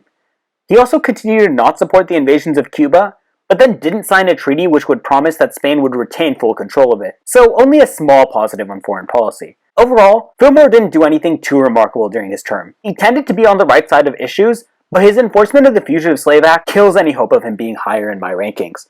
Additionally, he wasn't much of a leader. It was also because he hadn't been voted to be president, so he wasn't fully respected, but he can't be blameless for the Whigs getting thrashed in the midterms, so only C for me. Still, that's better than everybody but Polk between Quincy Adams and Lincoln. Fillmore attempted to run for re-election, but lost the Whig nomination. His enforcement of the Fugitive Slave Act killed his popularity in the North. The Whigs instead chose New Jersey General Winfield Scott. The two victorious Whigs, Harrison and Taylor, had both been generals, so they tried it again. Like Taylor, Scott had never served in elected office before and had no clear policy positions. He had fought the Seminole War during Van Buren's presidency, so he was certainly anti-native, but never owned slaves and was at least somewhat anti-slavery. So the Whigs decided to, quote-unquote, balance the ticket with a Southerner who would later serve in the Confederacy as their VP. Clay and the Whigs continued to defend the Compromise of 1850, but advocating for the Fugitive Slave Act while nominating an anti-slavery candidate made the Whigs have a hard time appealing to hardliners on both sides of the issue. This is the issue with someone like Clay. Sure, he was a quote-unquote moderate, but he's from the South and owned slaves himself. He was never going to actually be anti-slavery to any relevant extent. On the other hand, Democrats nominated a pro-slavery Northerner for president, with the Southern VP who supported the Compromise of 1850. The pro-slavery voters flocked to them, but they also won enough anti-slavery votes to take the presidency. The Free Soils won 5% of the vote, less than Van Buren had, but still more than the Liberty Party 8 years prior. The Electoral College was a comfortable victory, as the Dems won the tipping point state of New York by 5.2% and Pennsylvania by 5%. However, once Pierce started governing, it was obvious that he was extremely pro-slavery, and his party got decimated in the midterms. Democrats lost 74 House seats, which was 31.6% of the total. This is the largest percentage ever lost in a House election, but the 1894 House election was still a larger flip. Why? Because the Whigs also lost seats. The more anti-slavery electorate in the North did not tolerate supporters of the Compromise of 1850. As you can see from the map, regionalism hit an all-time high. The Whigs were mostly limited to New York, Pennsylvania, and New Jersey, getting wiped out in the South and New England. The Know-Nothings picked up 51 seats, dominating New England and becoming the main competition with Democrats in the South, where obviously anti-slavery parties didn't garner any support. As mentioned, Nathaniel Banks would be elected Speaker of the House as a compromise candidate who wasn't too ideological on slavery, and they also picked up the governorship in Massachusetts as well. Anti-slavery parties won 46 seats in the Mid-Atlantic and the Midwest. These candidates were under many different labels, but in 1856 they consolidated into the Republicans. Pierce would not get renominated after such a slaughter, and the Whigs also basically died out by 1856. Let's start off with a good thing about Pierce's presidency. He was a strong supporter of a transcontinental railroad. At this point, roads connected most of the East, but beyond St. Louis it was a very difficult journey if one wanted to go west, with infamous stories like the Donner Party occurring during this time. So Pierce knew that the country should be more connected to make it easier for goods and people to travel. The railroad had to go under the Rockies for construction to be easy, so Pierce approved the Gadsden Purchase, a deal to buy land from Mexico and modern-day Arizona to have better land to build the Southern Railroad. The Northern Railroad, which went through the Rockies in Utah, only started construction 10 years later under Lincoln, after further surveying of the land and technological improvements. Pierce gets credit for this move, which helped further develop and connect the country and made the journeys of countless travelers much safer and easier. But the railroad would go through Kansas and Nebraska, so Pierce wanted those two areas to become states. Of course, the issue of slavery in them came up. The Missouri Compromise would have had them be free states, but Democrats controlled Congress and decided to open up the possibility of slavery. But they still had to provide cover for Northern Democrats, so they couldn't outright admit the states as slave states. They came up with the idea of popular sovereignty. The act admitting them would not specify whether they would be free or slave states. Instead, the states would hold referenda to decide which they would be. At first, Pierce rejected this idea, but he was convinced to sign the bill, stating that since the Missouri Compromise had been superseded by the Compromise of 1850, ignoring it now wasn't such a big deal. The backlash was apparent in the midterms, as Northern Democrats got wiped out in Congress. But the effects on the ground were even worse. The referendum on slavery couldn't be held immediately, as the state governments hadn't been set up yet. So before the vote was held, both pro- and anti-slavery settlers rushed to Kansas so they could be eligible to vote. There were violent clashes between the two groups, and it became known as Bleeding Kansas.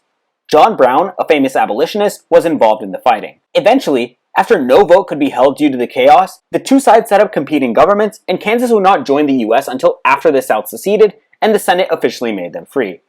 The Nebraska Territory included the Dakotas and Montana at the time. Nebraska would be admitted in 1867, after slavery was abolished nationally, and the Dakotas and Montana in 1889. Pierce gets a ton of blame for the Kansas-Nebraska Act. I can at least understand why popular sovereignty makes logical sense. If one didn't expect the escalation into Bleeding Kansas and thought there would be a proper vote held, it seems somewhat fair. But it was still a repeal of the Missouri Compromise and blatantly pro-slavery, and I care more about outcomes than intentions. And Pierce's other actions on slavery were just as bad as the Kansas-Nebraska Act. He continued to strongly enforce the Fugitive Slave Act, sending federal troops into Boston to return a slave to the South, and I'm sure many free blacks were also kidnapped into slavery. His foreign policy also made his support for slavery apparent, killing all plausible deniability over the idea of popular sovereignty being a middle ground. He attempted to purchase Cuba like his predecessors, but he also considered invading it after Spain rejected the offers, though he ultimately did not. Similarly, he tried to buy a portion of the Dominican Republic, but after they demanded their citizens be given full rights, he withdrew from negotiations. A similar thing happened with Hawaii.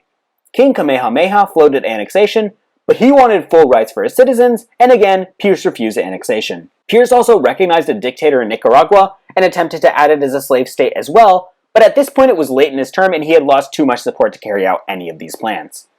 But he did have some bright spots. We already mentioned his support of a transcontinental railroad. He also cut the debt in half over his presidency, erasing most of the war debt from Polk, all while the economy grew at an average of 5%. He didn't fund much infrastructure beyond the railroad, but again, when the economy is already doing well and unemployment is low, there's not as much need for infrastructure projects. He also implemented civil service exams for his cabinet, making sure they were all qualified for their jobs, and reduced corruption as a result. And while most of his foreign policy was atrocious, he did move towards further trade reciprocity with Britain and Japan. Overall, he still goes an F because of the terrible actions on slavery that were beyond the pale, but he escapes F- because I can list multiple positives, while that's going to be much harder for the people who end up there. Pierce attempted to seek re-election, but his popularity was terrible at this point. Democrats realized they would win the South no matter what, so they wanted to nominate someone more moderate on slavery to appeal to the North. They chose James Buchanan from Pennsylvania. He had been Secretary of State under Polk and Ambassador to Britain under Pierce, so he was associated with their successful foreign policies rather than slavery. The Republicans proved they were the main opposition by coming in second. They nominated John C. Fremont, a general who served in the Mexican-American War. But despite my hometown being named after him, I have to point out how flawed of a candidate he was. Firstly, his military command killed countless natives in Mexican California, despite them having nothing to do with the war. Then, he was court-martialed over disagreements as to who the military governor of California should be. His father-in-law was a pro-slavery Democrat, and he was a Democrat too when he was the first senator from California, as he supported their Manifest Destiny ethos and dislike of natives. But he was strongly anti-slavery and switched parties after the Kansas-Nebraska Act. Fremont won most free states, but not enough. Buchanan carried his home state, Pennsylvania, the tipping point state for his victory. We'll meet Fremont again during the Civil War. The third major candidate was ex-President Millard Fillmore, who ran on both the Whig and Know-Nothing tickets. But in a post-Kansas-Nebraska Act world, most Northerners were now Republicans and more staunchly anti-slavery, and wouldn't tolerate someone who enforced the Fugitive Slave Act. The only free state Fillmore likely cost Fremont was Illinois, where he won 16% and Fremont lost by 4%, but Buchanan still easily would have won the presidency without it. Fillmore received 20% of the national vote by being the Democrats' only competition in the South, where obviously the Republican Party had negligible support. He only won one state, Maryland, which was a moderate slave state that wouldn't secede during the Civil War. In the House, the Democrats dominated slave states. The Know-Nothings fell to 14 seats there, and north of Maryland, they either lost re-election or changed parties. The whole Massachusetts Know-Nothing House delegation became Republicans, and when Banks became governor, he also switched to the Republican Party. Democrats carried enough northern seats against the less entrenched Republican Party, including most of Pennsylvania, a third of New York, and half of Ohio and Indiana, for a comfortable House majority. Whigs completely vanished, and mostly switched to the non-Democrat parties. After the Dred Scott decision, slavery became even more polarizing. In the midterms, more northern anti-slavery Democrats left the party, using the label Independent or Anti-Lecompton Democrat. Republicans picked up 26 House seats in the North. Meanwhile, in the South, Democrats lost seats to moderates under the opposition party label, but the Know-Nothings continued their decline, and the remaining Democrats became even more extreme. In 1860, the Democratic Party finally split into two, nominating a northern and southern candidate. The Know-Nothings folded, and the Constitutional Union Party became the other contender in the South. Of course, after the election, the Civil War began. The third-party system also began, but I'll cover it in 1868, once Republicans had an ideology besides being anti-slavery. Buchanan's terrible tenure even started before he took office. While president-elect, which I believe is fair game for this list, the Dred Scott case was being argued before the Supreme Court. Scott was a slave who then moved to the North with his master, and even got legally married to a black woman. Both continued to work for the master, but received wages as well, so it wasn't clear whether they had been freed by their voluntary trip to the North or not. But once the man died, his wife treated them as slaves again. They attempted to buy their own freedom, but she refused and then gave them to her brother. They sued for their freedom, believing that the intentional trip to the North had made them free. But the Supreme Court ruled against them. Buchanan had asked the court to make a far-reaching decision to hopefully settle the slavery issue for once and for all. Of course, conversing with the court over the decision violates the principle of separation of powers, and Buchanan did it hoping for a more pro-slavery verdict, so it's doubly horrible. Well, he got his wish. Roger Taney, once again appointed by Jackson, ruled that Scott didn't even have the right to sue because he wasn't a citizen. Not only was he not a citizen because he was a slave, but also because he was black. Taney claimed the Founding Fathers intended that black people were legally inferior, even though free blacks had always been citizens. Taney also stated that freeing the slave upon crossing state lines would be taking away property without due process, and thus that there was no such thing as a free state. Needless to say, this is the worst Supreme Court decision by a mile, and Buchanan actively lobbied for this result. Already his term would be an F if the rest were neutral, but his other actions make him an F-.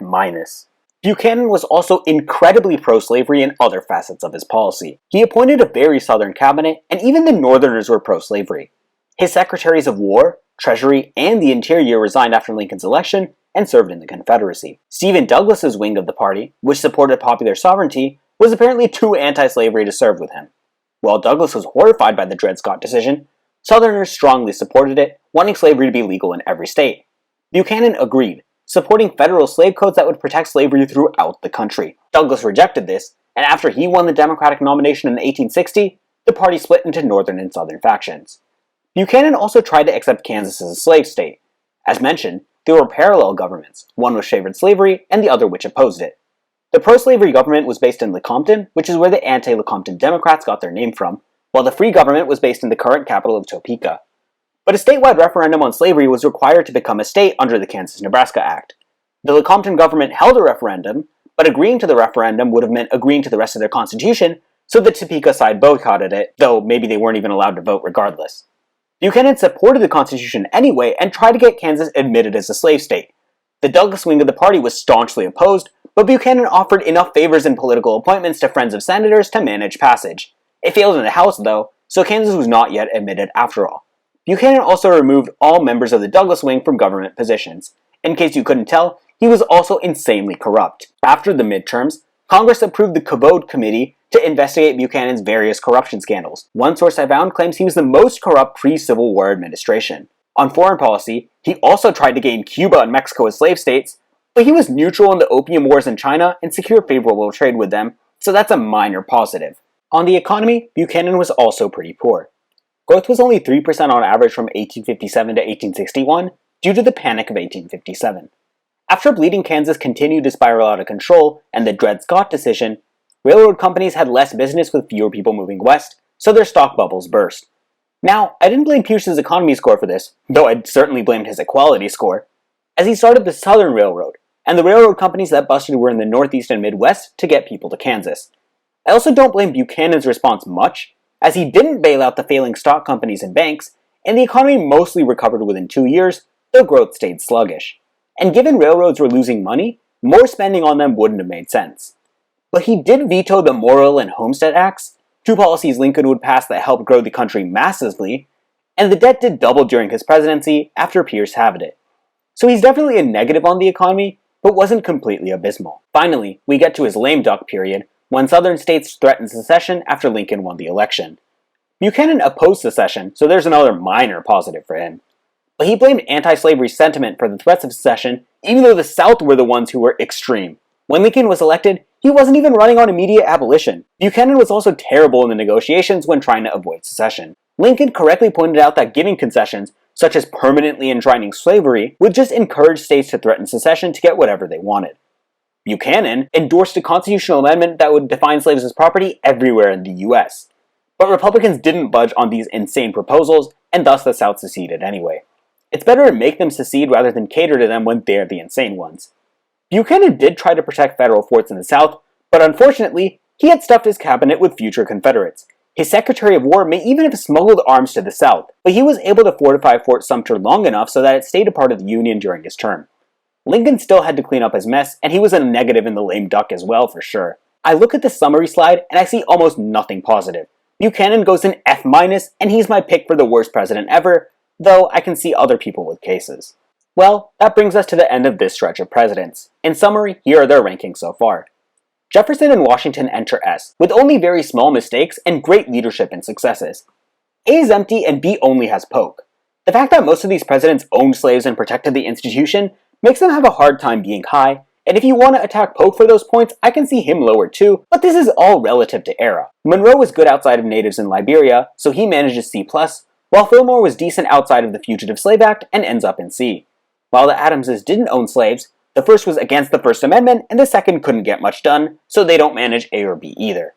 Madison had the horrible war and did let the National Bank briefly expire, both of which contributed to the Panic of 1819, and Jackson had a ton of flaws on leadership, natives, and slavery, though he had positives too, which save him from being lower. In D, we have Do-Nothing Tyler, and in F are Pierce and Van Buren, while Buchanan is the lone F- member so far. Let me know what you think about these rankings, and stay tuned for part 2 when we'll go from Lincoln to FDR. You can find my Twitter handle and Discord handle in the description, or you can go ahead and drop a comment on the video. Thanks so much for watching, and I hope to see you next time.